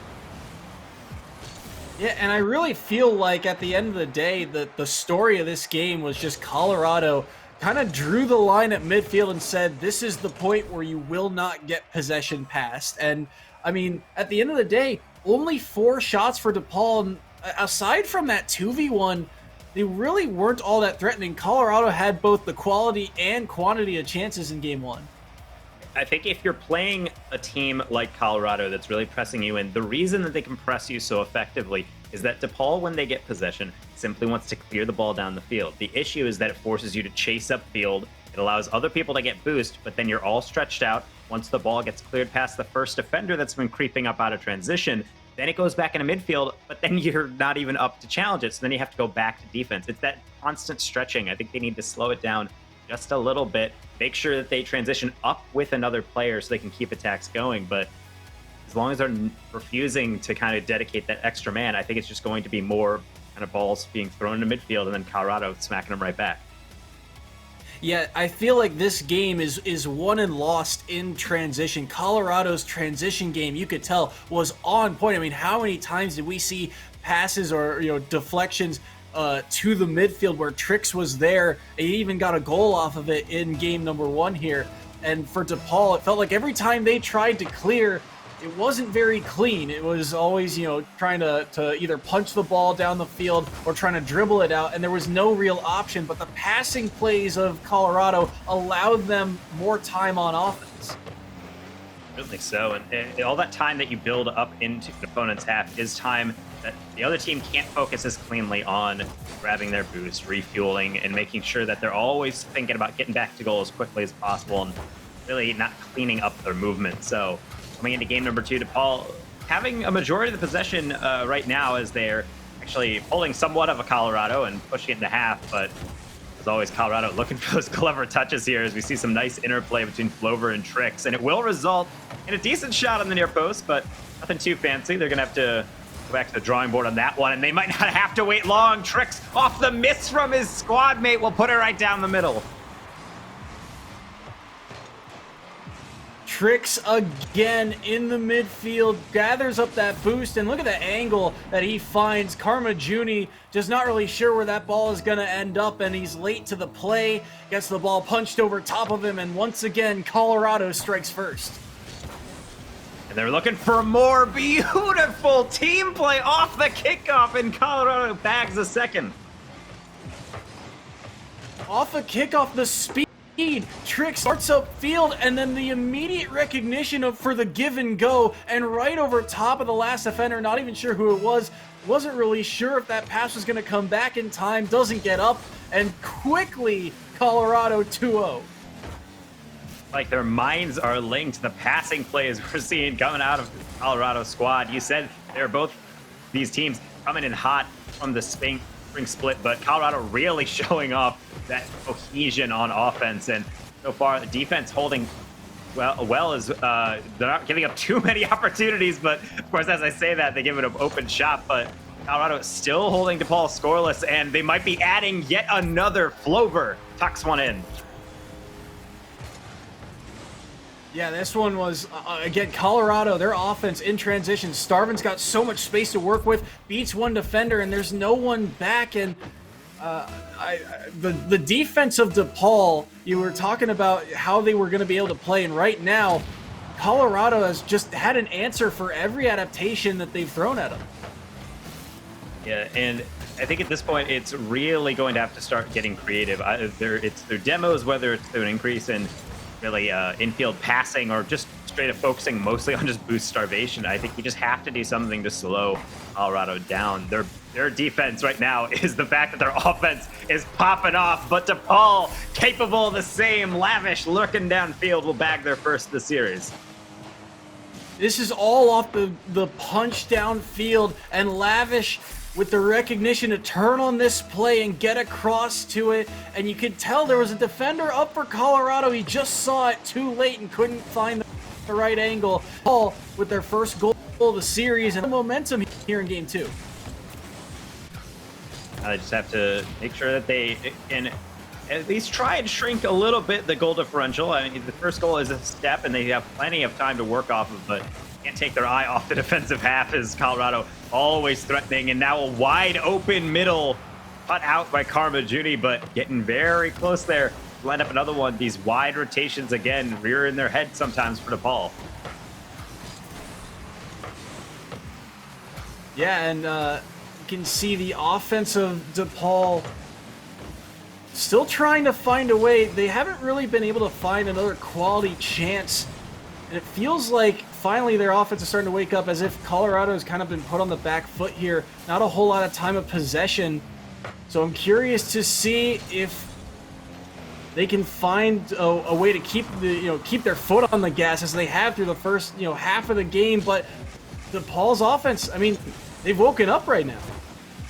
At least so, but there's a giveaway by Colorado. That's an uncontested aerial. Karma Juni will bang one off the crossbar, and that's a second.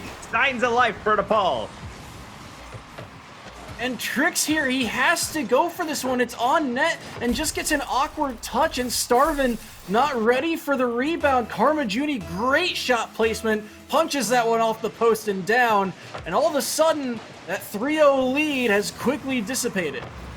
His quick movements from DePaul, able to not necessarily make the goalie completely sweat on all these saves, but it's forcing awkward touches, and Karma Juni, being the marksman that they are, will be able to put that one away and give that much space to players this level. Oftentimes they will punish you, and CPU still has time to do it some more with the remaining 90 seconds, but they do still need one, at least just to force an overtime, and it's such a tough aspect of letting Colorado get on that roll, is that the comeback every single game is not sustainable. So if they can continue this momentum and get that equalizer, I really feel like DPU has to try and consolidate what they've taken from this game and try to apply it across the rest of this series. Because so far, what they're doing right now in the latter stages of this game is really the first thing that really has worked against Colorado. That being said, Jocko has to make that diving save. With a minute remaining, the pressure still is here on DePaul, as that's going to be another huge save from Karma Juni to keep them alive in the set. And now here's the chance to DePaul. They have to find something here. I like the slow play there, but that pinch unfortunate and going in favor of Colorado. I got to save on the goal line. A little bit of deflection, but it will find its way to the corner. Nice touch by Karma, though. Will ramp up into the pass in the middle. The delayed flick to Jocko. Sat down to Lavish. He gets it past the defender. Only Starvin back. A pass across the middle, but Jocko just a little bit too far back. But the attack is not over yet. Still being served across as Lavish takes one more crack at it off the side wall. It will be able to chip it, but with 10 seconds remaining, you gotta wonder which chance is the one that's gonna be their last. As Flover will get that long clear. Now Jocko, in complete hero territory, is gonna have to carry this the entire length of the field. And they will not be able to. Colorado, this time only eking out a Game 2 victory. Yeah, and I feel like the thing that kind of gave DePaul life here in Game 2 was, you talked about it at the end of Game 1, they were able to kind of slow down the pace and throw off that fast-paced offense that Colorado had. And the second that DePaul actually got control of the ball, they were able to make some plays. I mean, think back to that transition goal. That first goal that DePaul scored was a massive turn. You know, how much space did Jocko have to punch that thing all the way down the field? And there's no one there really to follow up. Colorado too late to the play. Goal number 2, a little bit different, but just when DePaul has the space to work with, you can see how threatening they can be. Yeah, and at this point, I like the confidence that they're playing with on offense. I like them to continue it, although I do think that the warm-up phase in every single game is a little tough. I think it takes Colorado no time at all. They're just right into their plan, whereas DePaul feels like they have to really dip their toe in the water before actually getting as aggressive. If they can match that speed, they're right back in it, but they're going to have to do a lot of matching, and they're going to have to do it quick. They are on match point now in Colorado, looking for the sweep. And we saw this in the last set between Xavier and Wichita State, where Xavier, they were able to, you know, take these early advantages and just hold on for the rest of the game. And Colorado playing a similar style. So this first, you know, minute and a half are going to be very important for DePaul. Certainly so. And Lavish, I like that. Just tapping it and going for the bump. Unfortunately, teammates cannot follow up, and Karma have to combine with Jocko to get a little bit of a back pass going. So some possession play, and it's working wonders as they're advancing it down the field. Lavish off the corner, but unfortunately Jocko a little bit tangled, and now Karma have to get all the way back to tap that one to the corner. So a little bit frantic from both squads, but DePaul feeling a lot more comfortable in the slow game in the beginning of game number 3. Here's a chance for Jocko. He's going to find that angle. Wasn't sure if he had enough in the tank to punch this one back on net, but DePaul striking first is massive.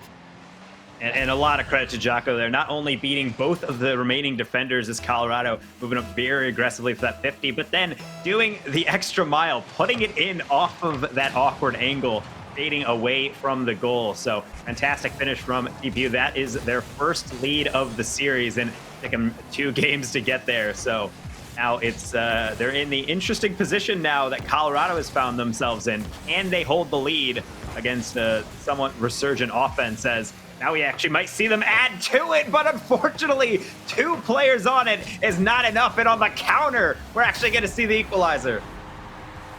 2 players commit, third man not ready for it, and the transition to Colorado strikes once again. Can't get the touch on the wall, and Trix and Flover were both there for that play. So just like that, one mistake, one double commit is all Colorado needed to tie the game. The brutal aspect is that it was off of an offensive double commit, but then Jocko recovering onto that sidewall to try to cut out that long clear, just missed it again. And speaking of transition tricks, number 2 for Colorado. What a boot. I mean, Starvin has to make this play off the back wall, and then the positioning from Trix. I mean, how do you make that read too? Just to know that you've got the space to make that play is. If you thought Xavier was fast the game before, look at these transitions from Colorado. Yeah, certainly so. And right now they're really feeling themselves. The double fake will open up some space. A beautiful pass in the middle, but Flover not quite able to get an angle on that one. And DePaul, quickly as they've gotten their lead, now have to fight for it back. Colorado surging back, and they're keeping it up with some nice aerial play. And Jocko not able to clear this one. Offensive double commit, still a good shot, and it's too good for the defender. Tricks, number 3 for Colorado, number 3 for himself. Trix gets the shot here, and Karma Juni, he's sitting in net kind of waiting, not sure where that ball is going to end up, and too late to react to it. Lets that one fall by, and again, 3 goals on the board for Colorado. This offense comes in trips.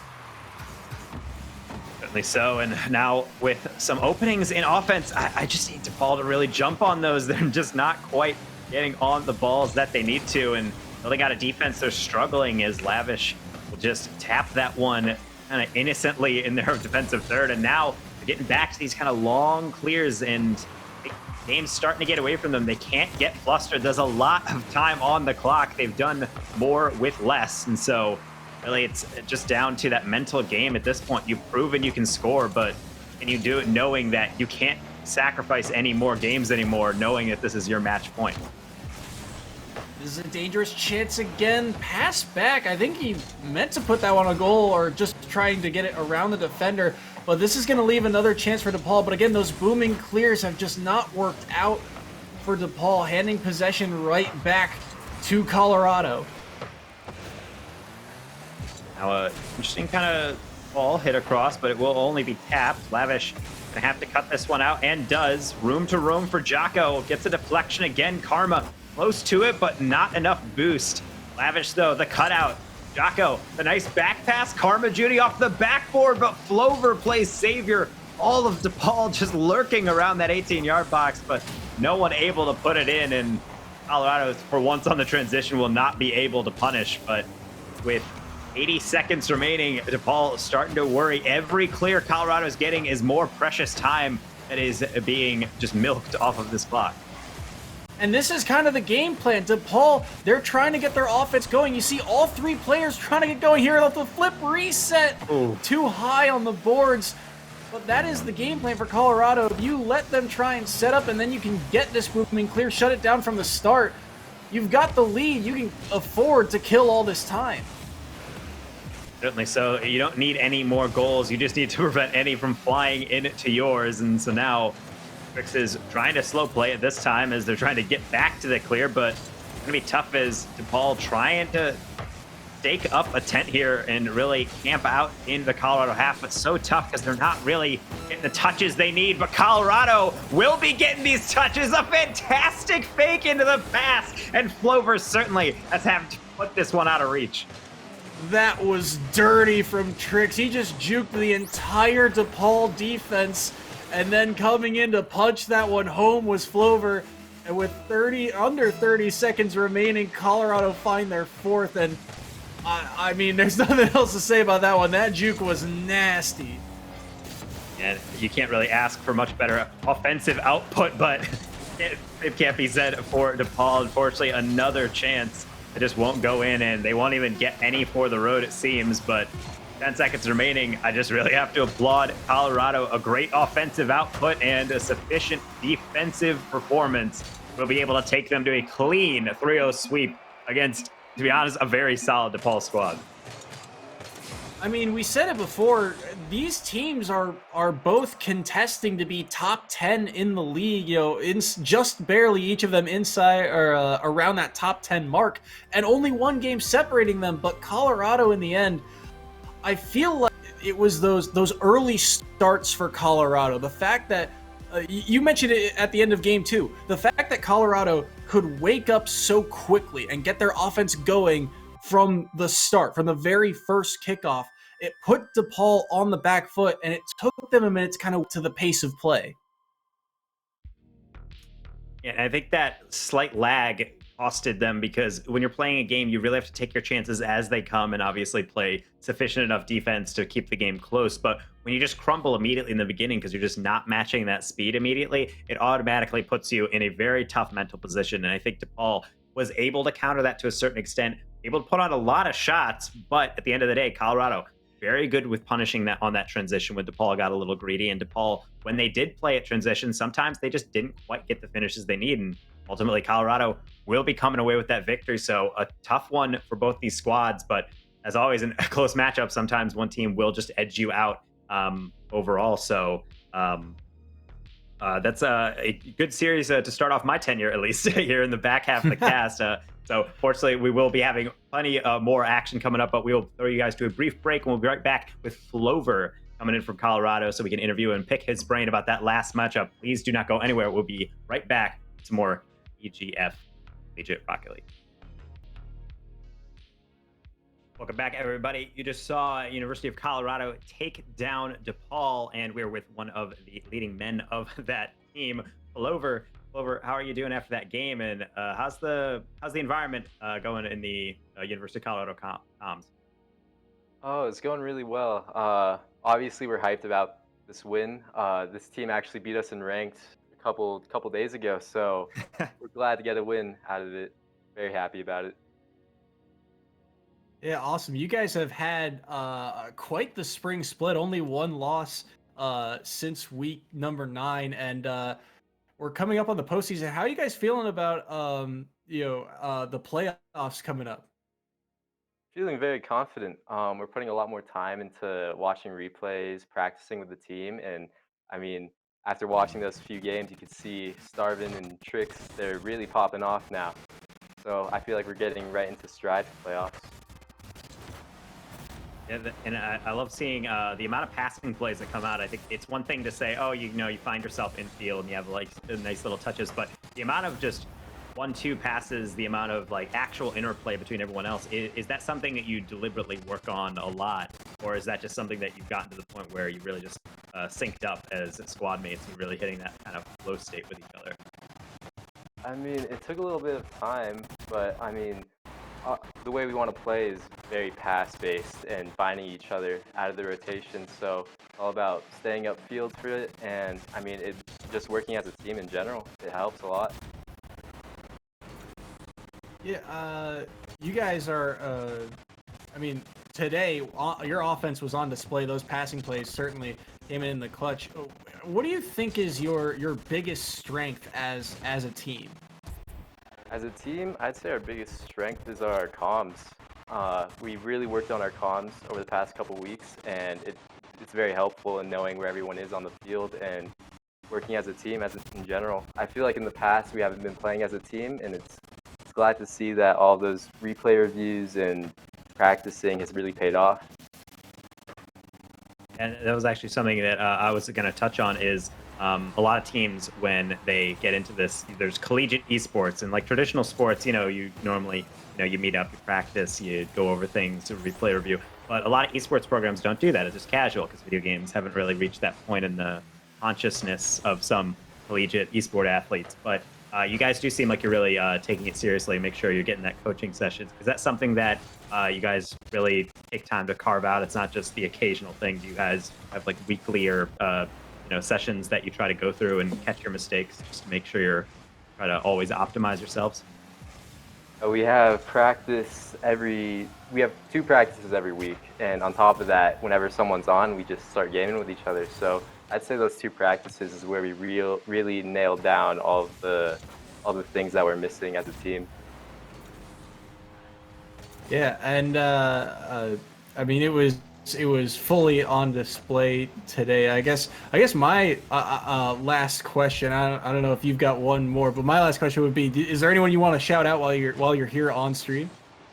Anyone I want to shout out?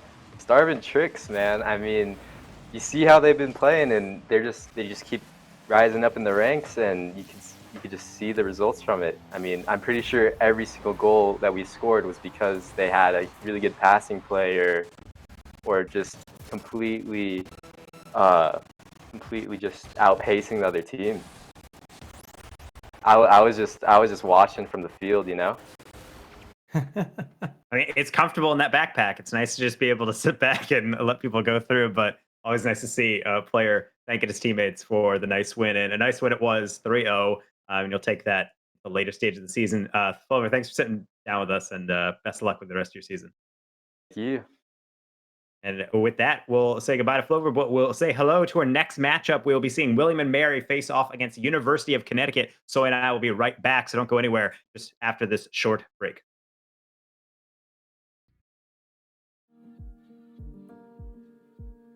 Though we are many,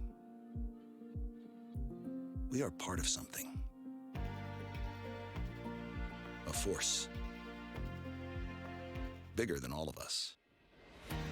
Our distinct fingerprints collectively shaping and forever changing what makes UConn, UConn. Forever making our mark. Forever making UConn a part of us.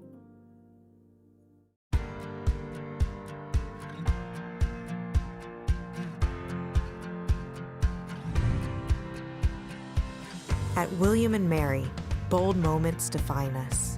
We push boundaries and find creative solutions.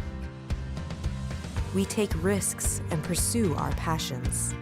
We ignite curiosity and change the world.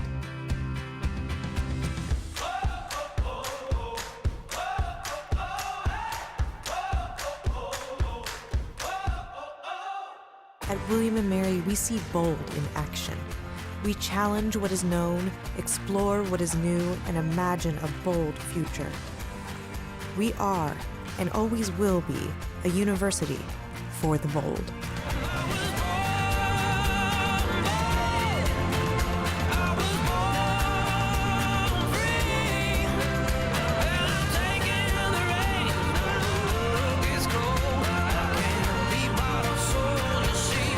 I was born bold.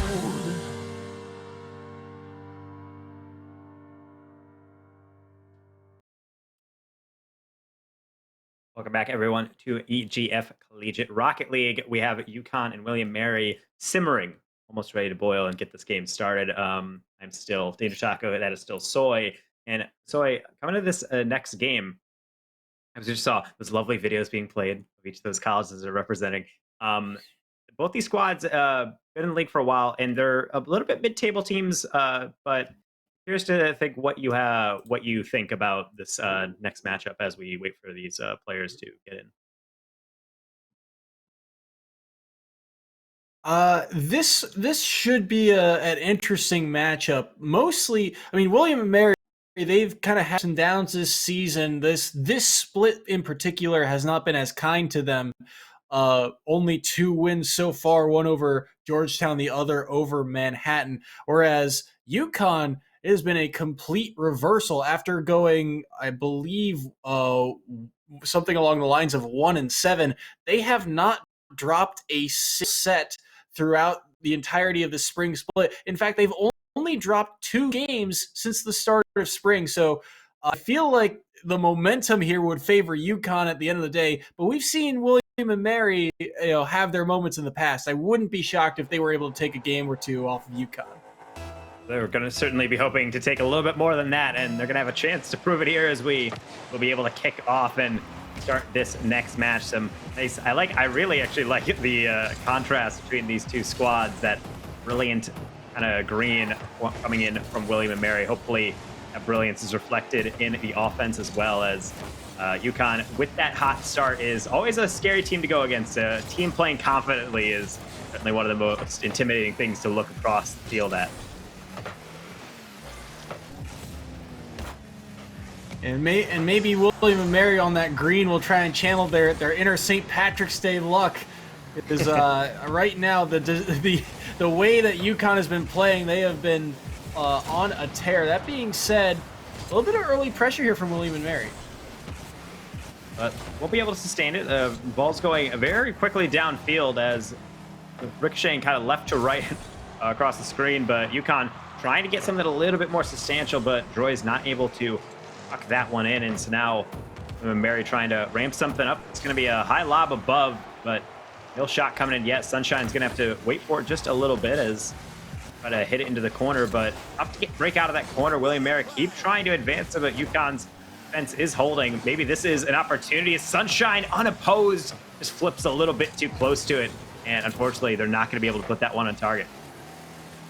Yeah, opportunity missed. That was definitely a quality chance to score, but instead finding the backboard, and now, chance at a double tap. Oh, he had it, but he couldn't find the angle back on net, but the pressure here continuing to mount as that pinch will actually relieve a lot of the offensive pressure. So both teams with quality chances both ways.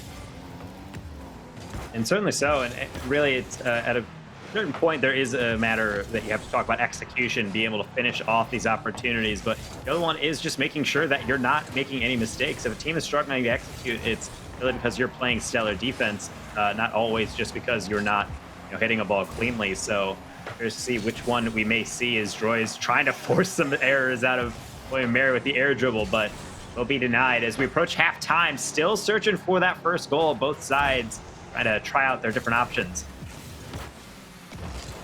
I like the play from UConn, especially on offense so far. They're utilizing a lot more of the space that they're given, and disaster on the goal line. It will be cleaned up, but what an opportunity for UConn.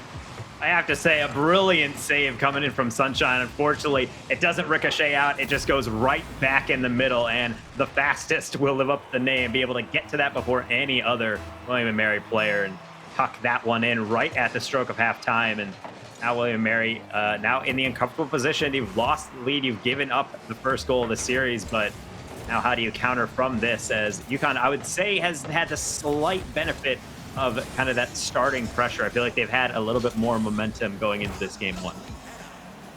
Yeah, I agree, and I think it's a matter of, we talk, I'll say this a lot about quality versus quantity, and it feels like UConn, the quality of chances are a lot higher. Aside from that early shot we saw from William & Mary, UConn has definitely, with that first goal, kind of had the higher quality of chances. Now William & Mary trying to work it out with some passes. They're just not able to touch it properly as they struggle to pass their way out of their back end, and now they're a little bit trapped. But actually an errant touch, though, does yield a long clear. Not the fastest touch, but Sunshine will be able to challenge this one and maybe gets for something more.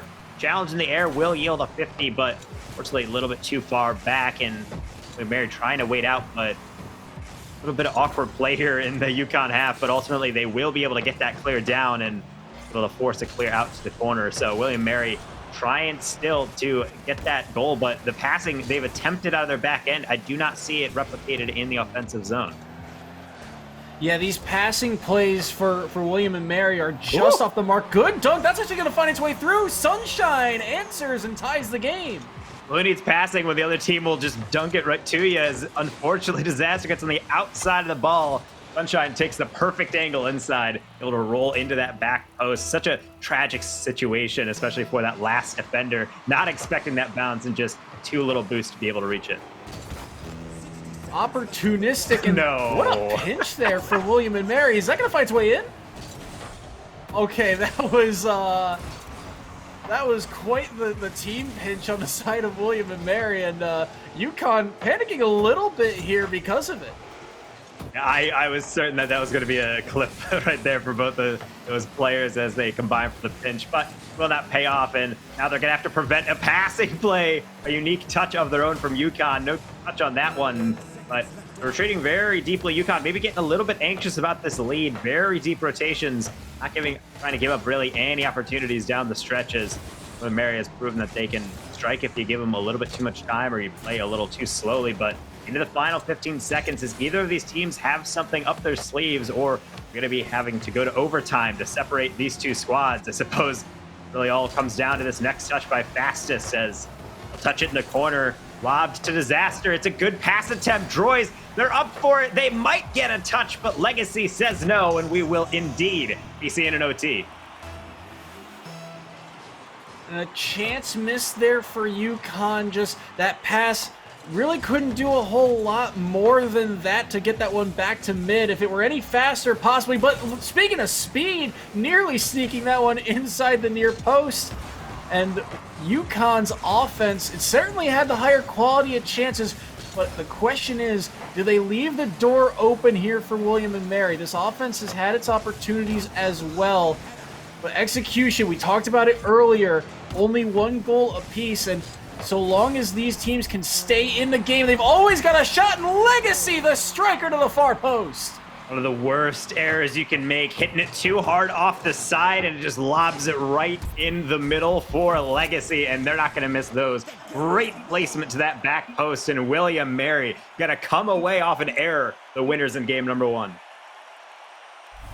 Yeah, and it was very back and forth. I keep harping on that execution point that you mentioned earlier, because it did really feel like, I mean, just look at the number of shots overall. You had 6 shots on the side of William and Mary to the 9 shots of UConn, and a lot of good chances, but at the end of the day, it was one mistake, that touch off the wall in overtime, that gave William and Mary the edge. And this offense of William and Mary, it feels very opportunistic. Doesn't feel like their passing plays are working out, but when the defense makes a mistake, they're able to capitalize. Yeah, certainly so. And when William Mary get chances, I think there's an important discrepancy to make between throwing the ball near goal and throwing the ball on goal. I felt like UConn was pushing the ball on the offensive third, but wasn't really forcing William Mary to do really anything with it until that first goal. But beyond that, William Mary, they were forcing good pressure, and it caused some errors. And eventually, William Mary will be able to score. But at the end of the day, that loss comes off of that errant touch onto the sidewall into the middle. UConn can clean things up a little bit and play as confidently on offense as they are on defense. I think we're going to be seeing a little bit closer game number 2, but it's really going to all have to come out in their performance as we head back to the field and see what they can cook up. And if you're William and Mary, you got to be feeling good about yourself. A team that's only dropped teams this entire split, and you just made them lose their third of this split. Like, that's got to be a confidence boost. So I'm kind of curious to see how they come out here in game number 2. Right there, they get kind of open hit though, but Troy's not really able to get the power they might be hoping for, and now into the corner, another touch out. Legacy, they're gonna have a lot of time, but they take too much of it. Droys with the dunk, and now on the counter, a brilliant pass to Disaster, but unfortunately they're not putting it in. William and Mary on the counterattack. High bounce, but open net, not in quite yet, and Legacy denied. Back and forth here in the opening 30 seconds. Both squads, good luck. Again, execution. Both teams have a brilliant chance. Disaster just couldn't put his shot on net. And now the pressure. Here's the double tap from Legacy off the post and out, the fastest. Able to keep this game tied. UConn defense scrambling here now. Both teams holding on by really the edge of their nails off the cliff here. They don't want to give up that first goal, and they're doing well to protect it, but not enough here for William and Mary. Droys will get one to go. That is such an unfortunate pinch off the wall, but I love the play from Droys. Look how fast he got up to this thing and just is able to punch that one on net. The defense of William and Mary not ready for it, and UConn once again strikes first. Now, they might be able to get something back, but unfortunately, Sunshine not able to get that angle to go. UConn going for 50 instead. They're going to have to really settle for another ball off their corner. That's several times we've seen that same type of ball come out. Every time William and Mary been able to get that one away, but a very interesting beginning to this game in the first 90 seconds, as both these squads could have plenty more goals than the scoreline does reflect. But UConn seeming to settle in a little bit, but they can't get comfortable. William and Mary, as we just saw, very comfortable trying to keep things interesting, this time resorting to the demo meta.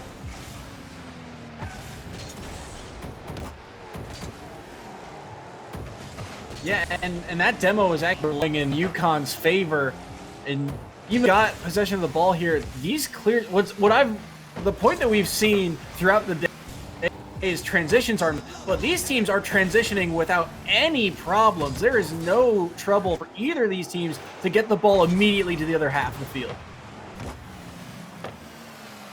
And now UConn getting real aggressive on that backboard, but they'll hit a little too hard. That clear will go down now into their up corner again as Yellow Jacket tries to keep things interesting. It will force a miss out. Disaster, no boost, plays a 50. Sunshine follows it up, and that's going to be a high lob. And Now finally, third player coming through, but no one back for it. Doesn't matter. That's a miss though, but Legacy not able to tuck it past that last defender, but William Mary still in the hunt on that offensive third, getting good touches, but fortunately just not enough boost to complete the rotation. They're gonna have to deal with another clear. So even with William Mary ramping up, UConn's defense seeming to hold.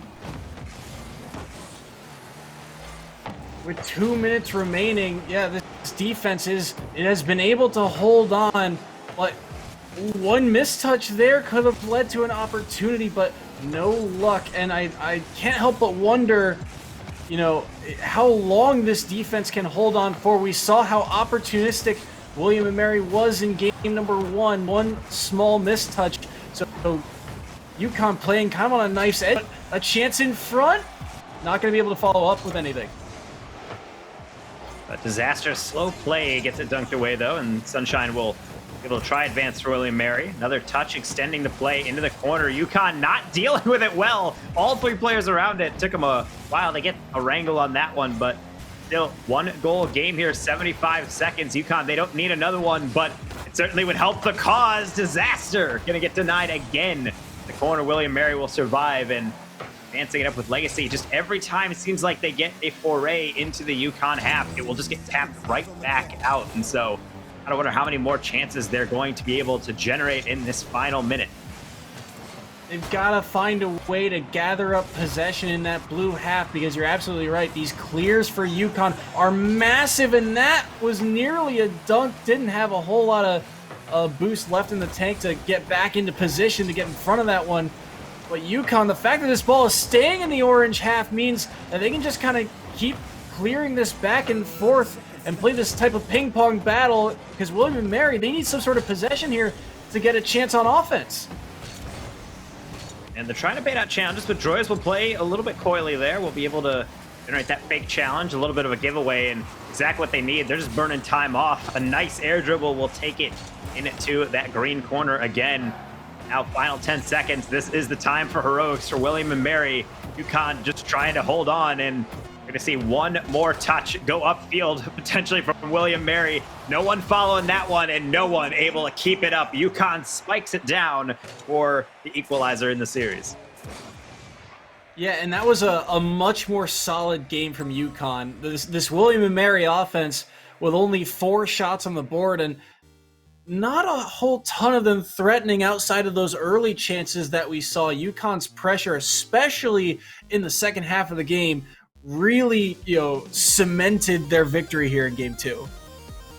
There were times I was a little anxious about UConn's pressure and what they were really allowing to come to their half, but down the stretch, I really, really have to applaud their midfield defense. It's something that worked wonders for University of Colorado down the stretch in their series, just cutting off those touches, playing fast in the midfield. And UConn was doing that. Granted, some balls were slipping into their corner repeatedly and they struggled to clear, but overall, they played solid defense. I wouldn't rest on their laurels too much. You didn't blow the team out of the water. You just scraped by with a 1-goal win, but it's a solid strategy so far, and William Mary didn't counter it in game number 2, so going forward, I'm kind of curious, what do you think William and Mary were lacking in that game that they need to be able to counter this somewhat new UConn style here? Well, I mean, honestly, the way things have been going, time of possession has been in the favor of UConn throughout this set. And part of that is just every time William and Mary get the ball, their offense seems a little bit, for lack of a better way, like sporadic. It's not the cleanest of passes every time once they get to the offensive zone. So I'm kind of looking for them to find a way to generate some space once they get possession. And right there, that defense, I was going to say not going to be enough, but it will be. They will get that off the clear. And now on that transition, 2 players up for it. Only one hits it, though. Sunshine bakes it in off the far post, and that's the opener. Heck of an angle, too. Yellow Jackets challenge goes straight up, and no one ready for it but Sunshine and Legacy, I guess. And the fastest just doesn't have a good angle to come back at that ball, as he had just gotten back to net. And off the post and in, and William and Mary striking first for the first time in this series. It's definitely a confidence booster there as you get an early one. A little bit of a gift as UConn wasn't able to clear it out, but you take them, they all count the same. So Right now, it's just a matter of can they keep that possession play up. I fully agree that that's such a crucial aspect, but so is team play. Fastest lurking downfield will equalize. Look at the transition. Droids is up so quick, and Fastest. Look at the aerial play, too, to get over to that ball and get that touch over top. And that's something that has been lacking throughout this series, and finally it comes through for UConn. So we've had a very interesting beginning, and it might even get more interesting. Legacy play in the touch from Droids. Nothing came, so they almost got faked out, but UConn nearly getting one more, and they will. Fastest, fantastic air dribble from the corner. Great stuff here. He doesn't even need the corner boost too, just the control to get back around to this thing. And even if he messed it up, Disaster was there to clean up the play. And UConn back-to-back answers to William & Mary's first goal. And so a very interesting minute that we've seen. The offensive output a little slow from both these squads, but that hasn't been the issue so far. UConn looking to go on a little bit of a runner here with 2 straight, and now William & Mary looking to answer the call in their own way with Legacy tapping one on goal and going for a little bit of an exit demo, but unfortunately, squad mates not quite on par. And this is really the difference. I feel like UConn stays around the ball well. They're rotating a little bit cleaner, but William & Mary very spread out on that last attack, and I'm sure the demos don't help either. UConn resorting some dirty tactics here, and now with another pass downfield, Fastest is up yet again, and quick as you like, a hat trick for UConn. And this is just fantastic by Disaster to bait both defenders. They've got to go for that challenge on that ball, and Disaster just wise to the play, quickly gets that one back out to mid, and Fastest the only one there to respond to it. UConn up 3-1. Now a little bit of spike off the ceiling. Yellow Jacket, that's not the best clear. Disaster, solid contact, little too high off the bar. Fastest man in form, gonna have to take it off the ceiling, but unfortunately, quite find the touch there. And Mary a bit locked in their half for right now, but they will have a breakout opportunity here with Sunshine. The catch and going for the hook shot. Not quite the contact they're hoping for. Legacy will keep it interesting.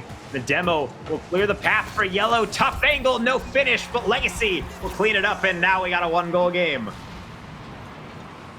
This was great. The demo coming through, and Yellow Jacket, this touch over top baits Fastest. He has to respect that that angle is there, and that puts him out of position for the rebound, and William & Mary back within 1.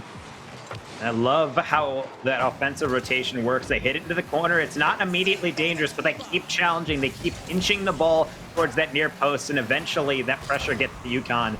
They're able to get in that goal. It's the difference between just constantly trying to throw something on goal and making the defense have to work for the clear. So they're back in it, but they have to make sure they hold on to it as Troy's going for a fake, but this time William & Mary will be steadfast in the defense. But that one out, and with this clear now, they'll be able to clear their lines again. Still a 1-goal lead here for UConn, but we've just hit halftime, and what a game number 3 this is.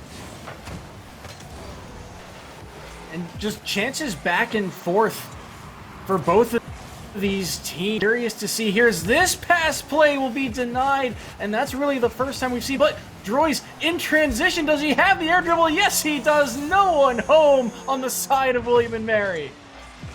Takeoff so crucial for Droids, but this last little touch there, full of sunshine. Maybe didn't think he had the boost, but regardless, Droids has the skill to keep pushing that forward, and that will give a little bit of padding to this lead. Back to 2 goals, but 2 minutes remaining, and this series has been close all throughout, and this game no exception. William & Mary just a little bit behind the step of the Huskies offense.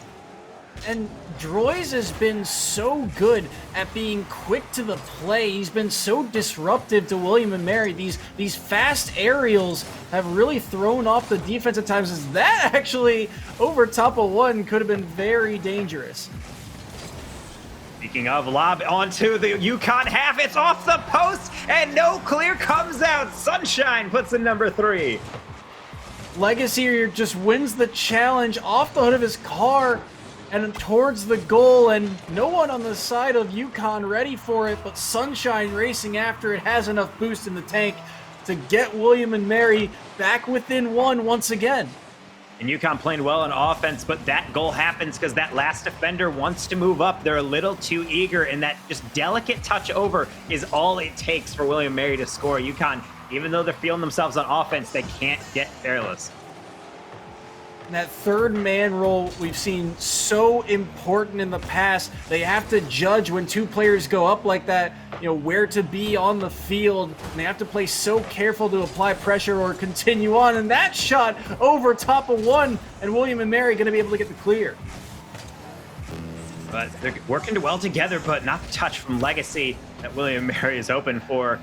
A little clear out now. Troy's taking a little bit too much time. UConn not afraid to slow it down, but I think they should have a little bit of fear, as a couple times gotten close to a little bit of a dunk over the top, and slow play of their own from William & Mary will generate a little bit of an awkward challenge. High lob to the ceiling, but no one on the follow. UConn just trying to hold on. Final 35 seconds, 1 goal game. Last game, we had really something coming down to the wire, only a 1 goal affair. Here, odds have exploded out to having 7, but William & Mary still searching for number 8 to be able to try to bring this one into overtime, but certainly Huskies are not making it easy. With 17 seconds left, this could be one of the last chances. William & Mary, do they find it? Oh, right off the post and out. What a save from Fastest, and it falls right to the lap of Droids. This is huge. Now a little bit of deflection, and with 2 seconds remaining, they needed to keep it up, and they will not. UConn will throw the GGs in the chat, and they're very confident about that win. But again, a 1-goal game. William & Mary, they're just so close, but they're going to drop another game straight and fall behind in the series. 1 goal has separated every single game so far, and I just can't help but feel like the quality of chances are there for UConn. This offense can absolutely get going, but that third goal that William & Mary got, I think you summed it up perfectly. This defense of UConn is stuttering. It's kind of just barely off and not able to make some of these plays, not quite the right positioning, and it's allowing William & Mary to claw their way back into this set. If UConn can clean up their defense, this should be a sweep, but William & Mary, opportunistic, have found all these openings and have been able to capitalize. Yeah, William & Mary were able to take a game off, but it was right at the death. It was an overtime. It was off a UConn defensive play. But now that UConn has actually made sure that they're not making any, I would say, outright errors, William & Mary is still staying close, but not able to quite get it. I think William & Mary needs that help in a way from UConn's defense, giving up those balls, not necessarily challenging as quickly. And the problem is UConn isn't as in a giving mood as they were in game number 1. So I need some interesting switch up from William & Mary, which I believe we will be seeing, as I think they might have actually gone for a substitution here heading into game number 4, which they do need, because they do need to start winning these games. This is match point for UConn, and I'm curious to see if we're going to see a shift, because in close series, it either stays that way and it's just a close one all the way down, or at one point there's just a breakout moment and then one team just really runs away with it. Yeah, we'll have to wait and see. Chimney subbing in on the side of William & Mary, and he's someone we've seen on this roster time and time again, week in and week out, put in the work. So I'm curious to see who he subs in for, because his type of play style, it's typically very solidly position based, and he always has a solid clear when he's a solid rotator through and through. The question is, does that add enough to the William & Mary offense to get them back in? Does it add enough to keep them alive in the firefight that we saw in game 3? Going to have to hope so, as UConn doesn't feel like they're slowing down at all, as they're going for some infield passes. Ladster will deny that one, but UConn trying to heat up with some nice offensive possession. Inevitably, they will have to turn that ball away and also deal with a kind of clunky read off the corner. Droids will catch it, but a little bit of a dunk, but it's not going to help out William & Mary's side. They're going to have to chase it, but Chimney just trying to buy some time up off the backboard. Droids has to challenge this quickly, and does. Fastest lurking upfield. The bounce shot on target over the bar. Legacy, rather, not able to get that. Neither can Droids, and in the first minute, it started pretty frantic, but we are still scoreless. And good early chances from UConn, as well as that demo. Chimney not able to make that play. He's going to have to make this one, though, if he wants this clear. And I like the dribble attempt to get that ball out. And Legacy with a shot, but Fastest is there to respond. And right now, I think we're seeing a lot of straightforward thinking from both of these squads. I don't see a lot of interplay. UConn started off some passes, but William & Mary seem very direct. They're hitting the ball into space and chasing it. I don't feel as much that there's a method behind what they're going for. I need to see a little bit more direction out of them before I get confident that they're going to be able to get on the board. Right now, it just seems like UConn is firing at all cylinders. They're hitting their passes. They're finding their marks rotationally. William & Mary seems very reactive. I need to see some proactive movement. I talked about it in a previous series. You know, the intention behind each hit. You know, it felt like each hit was way more direct, and it had a purpose to it. And William & Mary, as you said, feels like their touches are just, there's not a lot to them other than get the ball down the field. As this is an awkward play here from Lassiter, it's going to lead to a chance possibly for UConn. Two defenders bite. One of them's going to have to recover, but great clear here by Legacy. Now ball into the corner. Disaster, no touch, but Chimney will be able to lob it temporarily. Baiting a challenge, but Lassiter, a little too rich for them. They're going to have to back out, and right into the stroke of halftime. Fastest will put one in, and it will be denied. Chimney off both posts and off the goal line will get that clear. And you can't come much closer than that. How does that ball not find its way in? I mean, that thing was on the goal line for so long, and now UConn still maintaining the pressure here. This William & Mary defense has to hold on, and Droy's off the post and in will roll one to strike first. Hopefully the heart health is good for UConn right here. I can't imagine the emotions of Droids right here hitting it off the post, but fortunately for his cardiac health, that will bank on in for the opener. So UConn rewarded for some nice pressure, out shooting William & Mary here in this potential final game for them, 7-1. And although the scoreline doesn't reflect that, William & Mary really need to ramp up the pressure and find something quick, as we've seen a 1-goal lead is really all UConn needs. It's been all of the, it's been the difference in the past, and UConn striking first once again. It's been to their favor all throughout this series, but again, we'll have to see.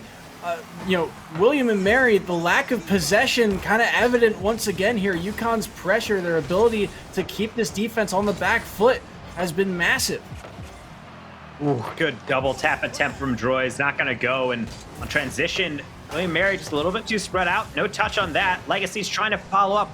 No contact. Lansder's going to just have to tap that across, just try to keep the ball moving, make the Huskies chase. Now here off the sidewall, Zaster will give it up. Ladster with the 50, but brilliantly hit across, and Legacy's just going to have to roll that one downfield. Under a minute to go. UConn holding on to this lead, but with a chance to potentially grow it, but taking too much time, and the Devil will slow things down again. William & Mary just still keep going back to that trick of just trying to hit it downfield. They're not looking for that possession. I completely agree. So that really is a main detractor of how they're failing to get this pressure. That was a good pass play, though, from mid, but again, someone waiting in the backfield, and Droy's with a demo. This could be a chance. Disaster. Ladster was there to answer. 30 seconds remaining now. They've got the ball in the blue half. Can they maintain possession? Oh, the touch, they can't get that one. Legacy will keep it interesting, but Fastest down the line. Again, a pass to Droys. They'll tuck it around. They'll bump out Ladster. It'll be deflected instead. Ball sitting on the top of the box. Legacy looks for Ladster in the corner. No contact, and another clear comes down. 0-second heroics required of William & Mary, and I don't know if they're gonna get it to go. UConn showing off close wins all around, but they will take this one 3-1. Very close once again, but I feel like at the end of the day, UConn, their ability to win that midfield battle, William & Mary's, those booming clears that we talked about time and time again, didn't allow for them to really ever gain possession. Only 4 shots in this game once again, and we'd seen them score with minimum chances before, but at the end of the day, when you don't have the ball, you can't score. And UConn said, you're not getting possession past this point. And that was really the story of Game 4. Yeah, and you had mentioned it several times, and I think it's a very important point to make. The purpose behind your touch, making sure that if you're getting a clear, if you see a teammate near you, try to roll it onto their side. You can maintain possession, you can still clear it out, but at the end of the day, I think UConn just doing that a little bit cleaner. They will continue that hot streak we touched on, and best of luck for both these squads down the stretch. But fortunately, we will be able to sit down with a player from UConn coming into this break, but we'll have to throw you to a little bit break as we put this player into the booth and prep them. But don't go anywhere. We'll be right back with a player from UConn to pick their brain about that final series. Welcome back, everybody. We are sitting down with the fastest RL coming from that UConn side, the super sub, as he is self-described, coming in and helping UConn achieve that 3-1 victory over William and Mary. And fastest, how are you doing after that last series? I'm feeling good. You know, it was a rough start, but like we got warmed up and went going, I feel like. Yeah, you guys were playing really well. How do you guys this set was defined by 1-goal games, you know, all the way through. How do you guys keep a level head in very tight games like this? Well, I mean, most of them they were close because, you know, I haven't played that much with Joyous and Disaster, but we were just trying to, you know, keep level, and if we make mistakes, you know, it is what it is. Just play our game and do our best. Have fun. And speaking of that mentality, is that something you really try to focus on? When I know that first game ended, you guys were playing very even, then it got tied up, and trying to, you know, make sure everything's fine, and then just like a little bit of an errant touch there, and you guys take that loss in a game number 1. What's the environment there? You just try to blow it off, just say it's fine, got plenty of series left. What's your approach in this situation? Yeah, I mean, it's just one game, and you got to take things one game at a time. So we weren't on our last legs. You know, they weren't on match points, so we just, you know, like, it was a close game, and we'll just keep playing how we were.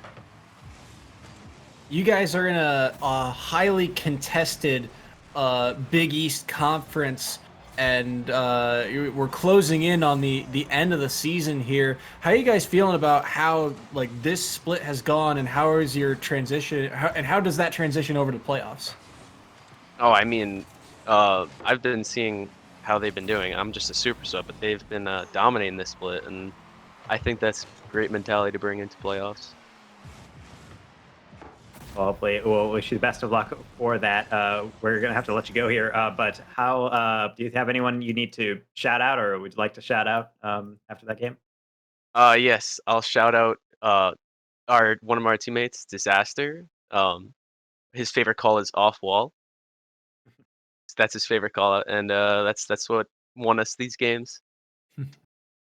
Well, fantastic. Good to hear, and thanks for sitting down with us, Fastest. Thank you for having me. And with that, we're going to put you guys on to the final series of the night. We'll be going on to Canisius College and Manhattan College coming up next. So please don't go anywhere. We'll be wrapping up our night with one more series.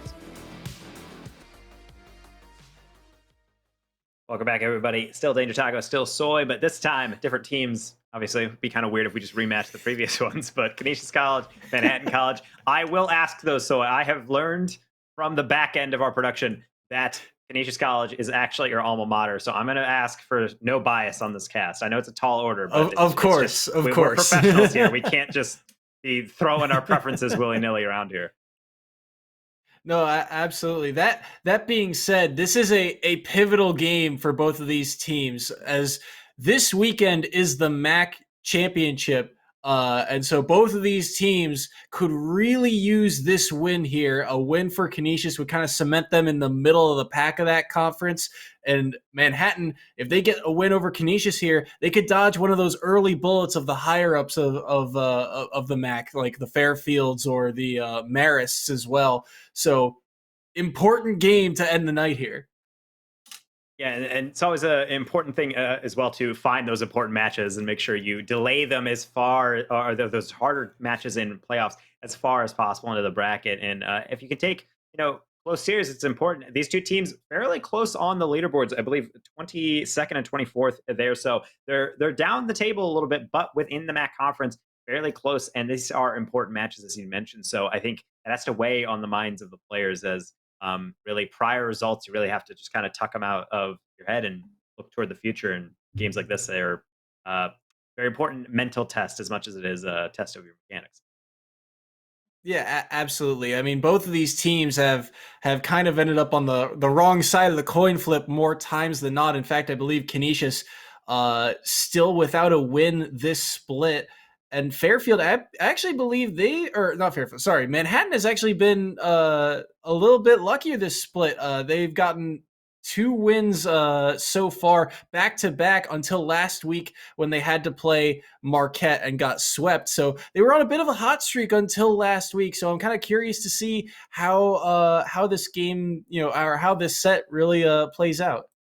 And they've had some tough outings, but at the end of the day, like, this is a team, like any team on any given day, that you can come out with a win. You have to be careful and you have to focus on execution. We've seen it. Some teams losing games in this cast together in prior series where a simple mistake can yield pretty devastating consequences. So going into this one, I'm very curious to see whose side is really going to come out on top and get some preferential treatment heading into those MAC playoffs. Yeah, and the thing I'm looking for through this set is that Manhattan, when they find success, their defense is on point. They tend to kind of shell up at points, but if they can keep these games low scoring and give themselves a shot late in the game, that's where the Jaspers have really had success in the past. So we'll have to see how Canisius plays this one out too, because their offense, it can fly high at times, but they've been able to, they've been susceptible at points to getting overextended. So this could play to Manhattan's hands at some point. Humble Potato, though, going for a very interesting air dribble, almost just being able to top that over top. And now all of Manhattan on that near post, able to block that opportunity out. So defense holding for right now within this first minute, as we'll try to advance it down the sideline, but back in the middle, tap down. Rocky actually gets a flick on this, but won't be beating out Shadows. So both teams getting some touches, but those quality contacts right there, those are key, I think, for both of these squads, trying to minimize giveaways in the midfield off of a little bit touches that maybe be a little bit more powerful and affect your teammates' expectations. If you're playing a deeper hit, you have to be very careful down the stretch and make sure you're continuously hitting these balls with conviction. Ooh, I like the idea there to get that one back mid. The other point I was going to mention is Lord Bappa with a chance here is going to strike first, and Canisius is on the board. Potato makes the ball tough to deal with. Unfortunately, Robitussin doesn't hear the teammate. It's in the middle, and Lord Bappa lurking in great position. That somewhat hunter's instinct, just to understand the ball's about to be hit into an interesting position for them. Good job to capitalize, and Canisius will get our opener. Right place, right time for Lord Bappo. And the point I was going to mention right before that goal was that Shadowstorm for Canisius is a new name, a sub coming in on their side of the roster. So it's good to see for them, some of the subs getting some playing time, especially against a team like Manhattan. It's good to make sure, as you go into the later stages of the season, make sure you can find what lineup works cleanly, but also give a chance for a sub to really prove their spot on the roster. You still have to earn that spot as a sub. So coming in games like this on stream with us picking them apart, providing analysis, of course, it's an important chance for them. And so far, they're playing fairly well. They're keeping a decent amount of pressure, and right now, 1-goal lead, all they need coming into this first half. But they are still putting dangerous balls across, as we show with this one. Humble Potato not able to put it on target, but another kind of attack going into the Manhattan College with a fair amount of promise. Yeah, and for Canisius, it feels like they're able to get this ball down the field, but the quality of chances aren't always there. As you can see, they're kind of getting slogged down in this corner. They're able to get a few centers here or there, but the defense, for the most part, was able to respond until a Humble Potato finds the gap. I love this challenge by Lord Bappa. They understand that touch is going to be very weak, so they just stay in front and then just challenge just enough to force that ball in the middle. But good job by Humble Potato, recognizing that danger and plotting it in to the open net. So 2 minutes remaining. Manhattan College falling behind, needs to find some galvanizing force forward.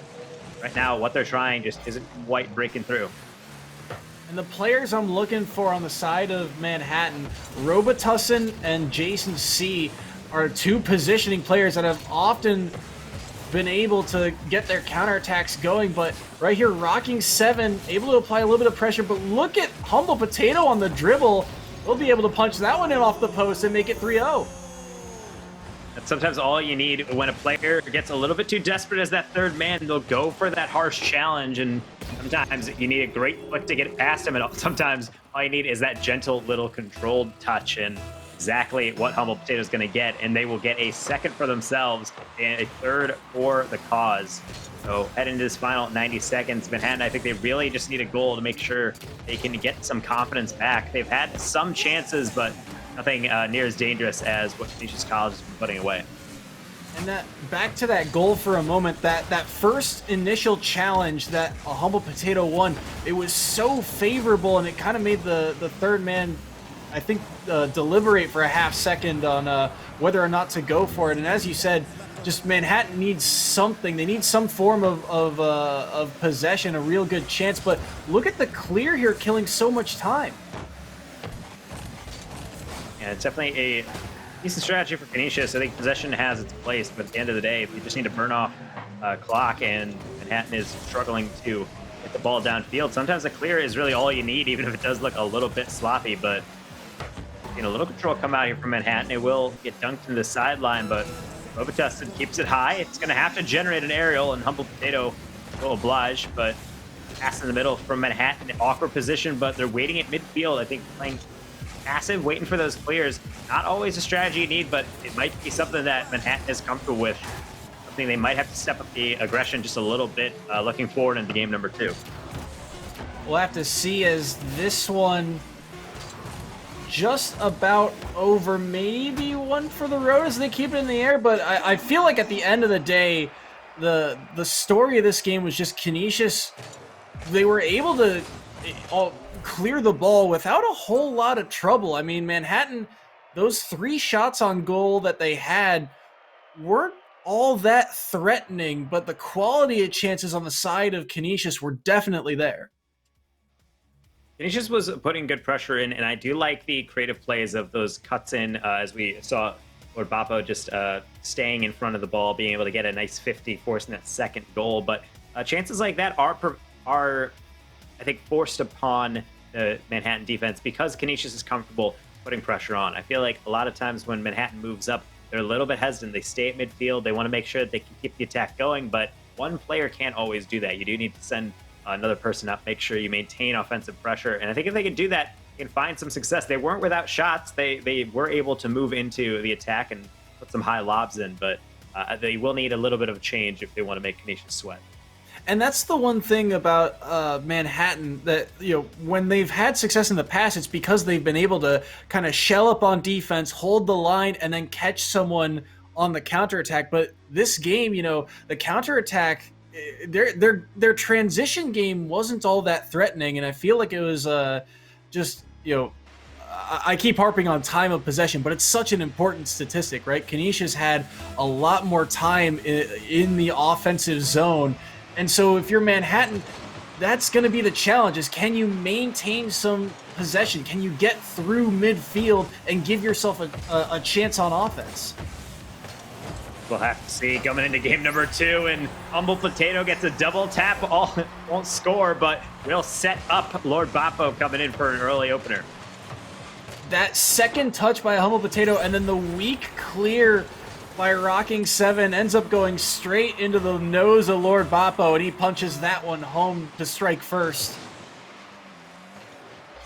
So early opener, definitely a good confidence boost for Canisius, showing that game 1 was not an offensive fluke. They are getting good pressure and forcing mistakes out. So Manhattan going with a passing play of their own there. Nice tap into the corner. Robitussin trying to keep it interesting, but unfortunately can only touch it back to the corner. But admittedly, sometimes those touches are the best you can get. If you don't have the power to shoot it with a lot of danger on the touch, then sometimes it is nice just to tap it to the corner and force Canisius to come to the ball. Yeah, absolutely. And that was one of the better chances we'd seen from this Manhattan offense. And now in transition, there we go. There's the shot on goal, and Slumlord able to strike first. I think that one was Shadow trying to close down the play. Didn't anticipate the longer hit, just tucks right past him, and that third defender not in time. And we mentioned it during the break. Manhattan College, they're good, shoring up on defense and catching on the counter. That's a classic example of that.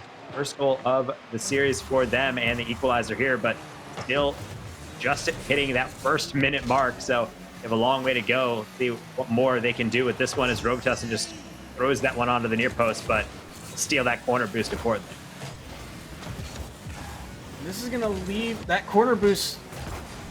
Well, I was going to say it was going to lead to a little bit of pressure, but a Humble Potato just had a lot of space to work with. And when a Humble Potato's got space to work with, he loves to go for those air dribbles, and it buys so much time for his teammates to get ready. And now we see them possibly in transition, but Rocking 7 able to get that one away for the moment.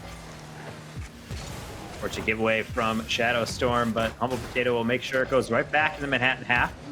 Papo will tap that one off of the sidewall. Doesn't get the second touch in the air dribble, but it forces Robitussin into an awkward clear. Humble Potato denied by Robitussin, and now on the counter, trying to get some boost. Humble Potato always in the mix, it seems, getting a demo and prevent Manhattan from moving too far forward. He's a player for Canisius that has been consistently aggressive, trying to create some space for his offense week in and week out. And, you know, in today's match, we didn't see it a whole lot in game number 1, but definitely present here in game number 2. Bit of a miss in front of goal, though, but Manhattan ducking out a goal. They have 100 boosts to work with. Rocking. It's a nice flick. Boppo off the backboard. Only a partial touch, though. Slumlord just trying to chase it down. Keep the ball in the half. They get some partial touches here as that one flicked all the way across. Robitussin quick on it, but not quite enough. Just wide on the counter, though. So still a tie game.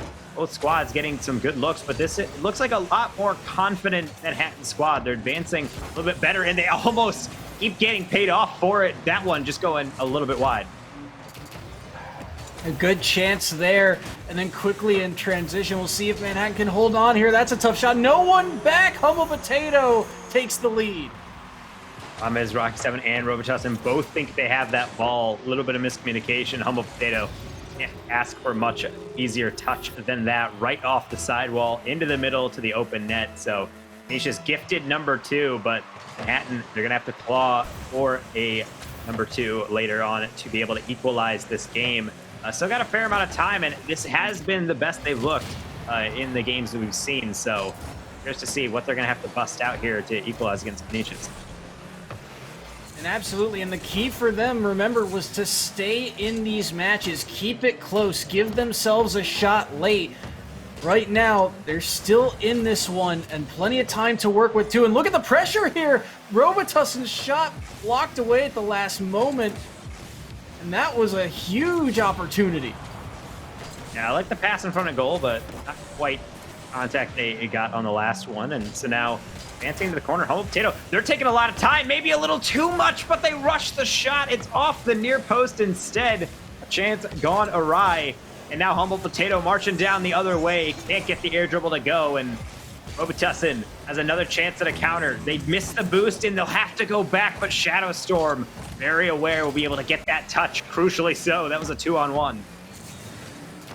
That was a crucial touch indeed, buying a little bit of time, and now that one actually going to get chipped on goal, but Manhattan in transition, Robitussin up for it, gets that one centered, but a Humble Potato is there and quickly on the counterattack. A little bit of deflection across the goal. Slumlord trying to get on it. Good demo from Lord Boppo on the exit. And now a ball off the sideline. Humble Potato, they can put it on target. They're not going to put it in. Boppo up for it along with Humble. All three of Canisius committing. Open goal. Can Canisius get back? They will.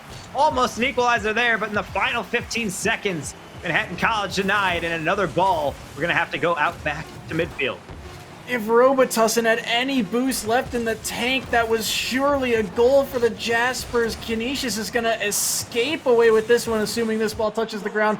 Maybe one for the road. No, they'll let that one touch the ground. But honestly, that last second chance was what they needed, and Canisius, they'll take the win, but they'll be sweating a little bit after that last opportunity.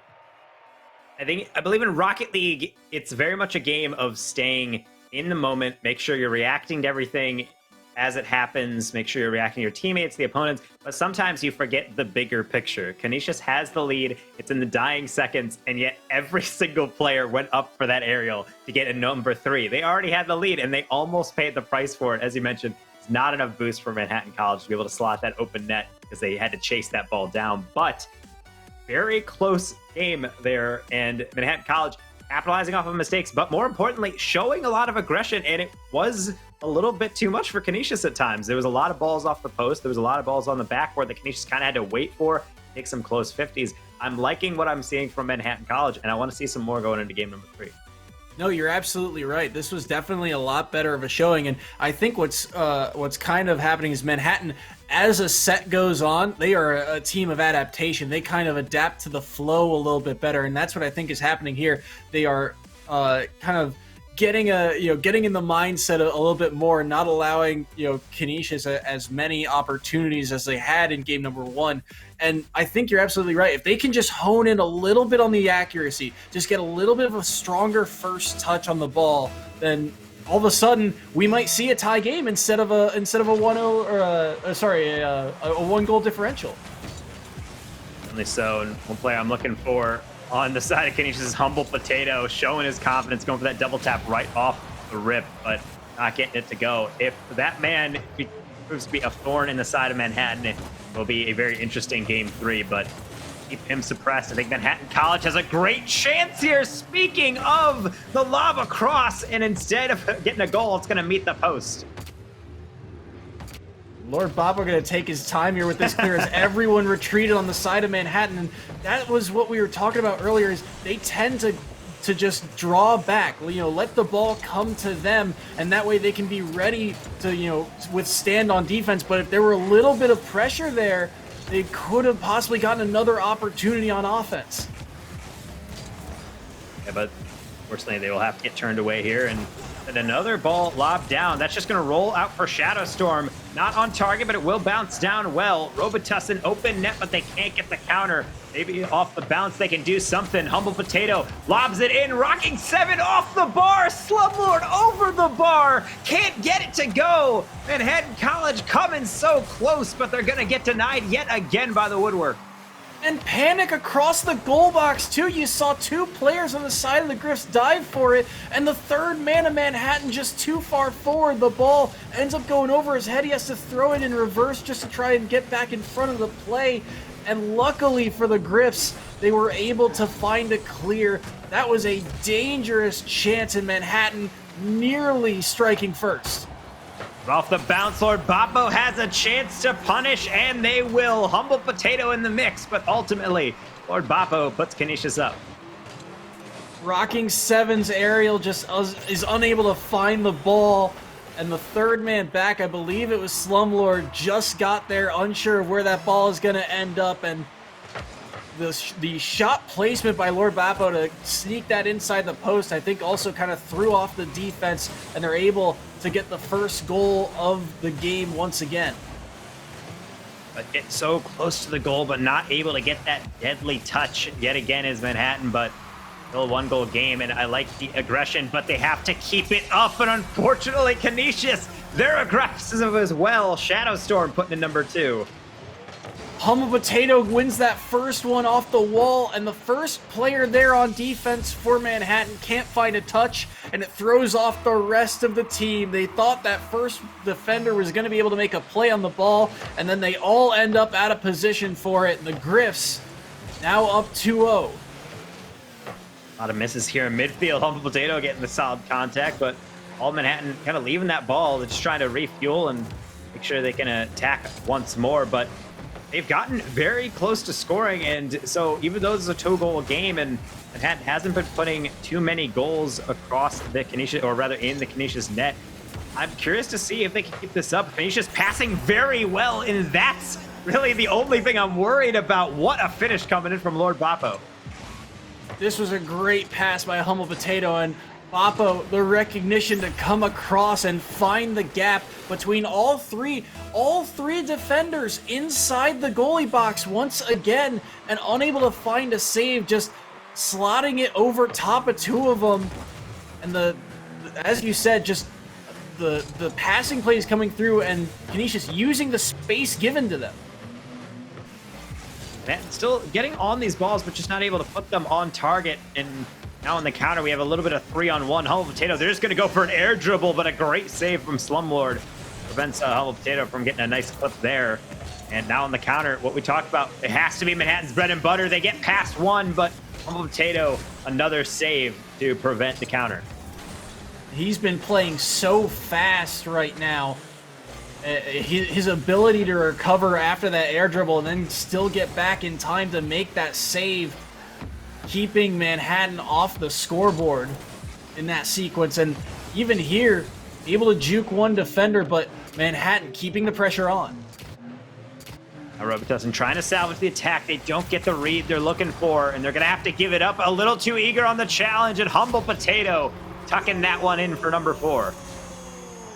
The unfortunate touch on the ball sends it backwards, and then the whiff on defense, the panic coming through, and a Humble Potato, just with an open net, the only other player there, Lord Boppo.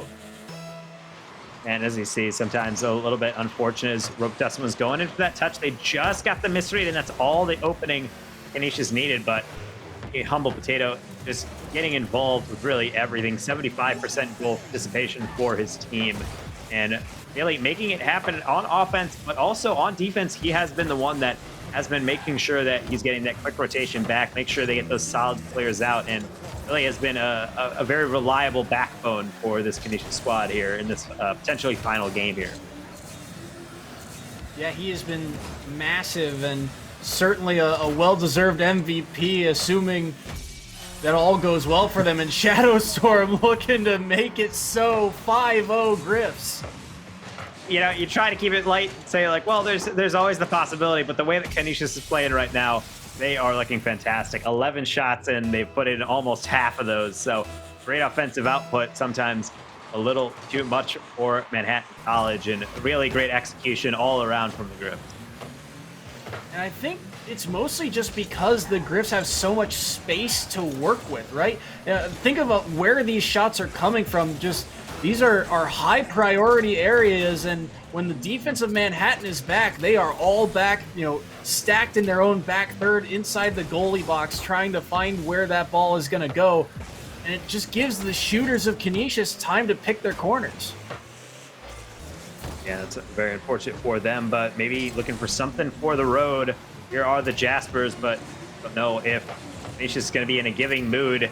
Final seconds tick down, and that will seal the deal. Canisius College, it was a tough road at times, but they will be able to come out with a nice clean sweep, taking game 3, 5-0. Yeah, and a solid performance from them. Humble Potato, a well-deserved MVP, 3 assists and a goal in this game alone. And I feel like he was really the difference maker on the field. I mean, how many times was Manhattan in transition, and then a Humble Potato would, slide across or sweep across to make a play to kind of buy his team a little bit of extra time. Manhattan, they had plenty of chances, but again, honing in that accuracy, that first touch, just slightly off and unable to find a way to come back in game 3. And I really do want to salute Manhattan College. This is a squad that we've seen on broadcast before, and they've struggled in a lot of their matchups, and their record has gone down a bit, but they looked at times really nice in this series. They've gotten some good pressure, and I like to see the development of these teams coming from the fall split into the spring split, really making things happen, making sure they step up on defense, challenging better out of midfield, and forcing opportunities. There were several times where they were playing very well and forcing Canisius to be awkward, so bright future ahead for them. Looking forward into MAC playoffs later on, trying to get that a little bit cleaner. They will take the loss here, but I think there's a definite silver lining that they can extract out of this. Yeah, absolutely. Manhattan, week in and week out, we have seen them put in the work, and unfortunately, for them, it has just been not all coming together on the same week. This time, I think that their offense, we saw them have chances here and there, but it's that first touch that's so important for them to get, and it feels like it takes a minute for them to ramp up into it. So we'll have to see if they can start off hot coming into the MAC playoffs. And that is in the future, but right now we will be sitting down with a humble potato to see just how humble they are after taking that 3-0 victory here over Manhattan College. But don't go anywhere. We'll be right back after the break with the player from the winning squad. Welcome back to EGF Collegiate Rocket League, and we are here after that final series of the night with Canisius taking the win 3-0 over Manhattan College. We're sitting down with a humble potato from Canisius.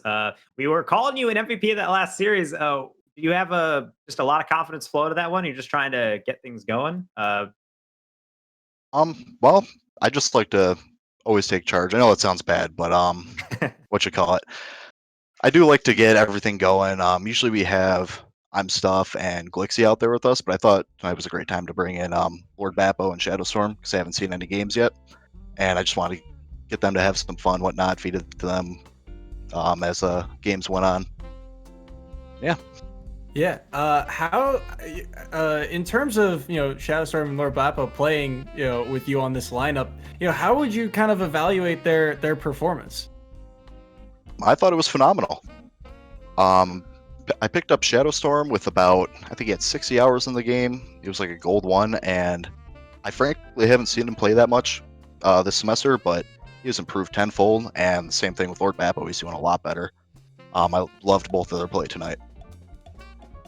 And it's always an interesting thing is seeing the differential improvement from different players over the course. But we had complimented Manhattan College, a team that I think both Soy and I thought had improved throughout the split. Do you think that those are leaps and gains that you see from your roster of players throughout the fall to spring split? As we've seen a lot of teams come in with a renewed kind of vigor in these games, getting on some nice win streaks. Do you feel as though your team has made some interesting transitions in your style of play or the smoothness of your play coming fall to the spring? I think definitely, yeah. And I'd like to compare that to our spring split last year. We used to get 7-0'd, 8-0'd, like just huge goal differentials. And even though our record, we haven't really won any games, they've all been a lot closer than they used to be. And Dino and Greg, I'm Stuff and Glixie, have improved tenfold and even improved a lot from the fall split as well. There's definitely a new flow to our team. We're a lot more coordinated and just playing better overall. And you guys are wrapping up this regular season as you've got the MAC playoffs coming up this weekend. How are you guys feeling about your standings and how the bracket is kind of shook out? I don't even know what the bracket looks like, to be honest, but we're ready for whatever comes. That's the correct answer. it's like I don't know, and it doesn't matter because we're ready for anything. I'm just trying to play some Rocket League. Yeah, exactly. That's all we ask of you is to play some Rocket League. So thanks for sitting down with us, Potato. Is there anyone you'd like to shout out, or we let you go back to your evening? Just my teammates for being awesome. Fantastic. Well, thank you very much, and for everyone here at EGF, that's gonna do it for us. So, you have anything remaining you'd like to say to the lovely viewer? No, I mean, this was a full fun day of Rocket League action. Tune in tomorrow for some Overwatch action, and be sure to tune in this weekend for the MAC playoffs. Should be a blast.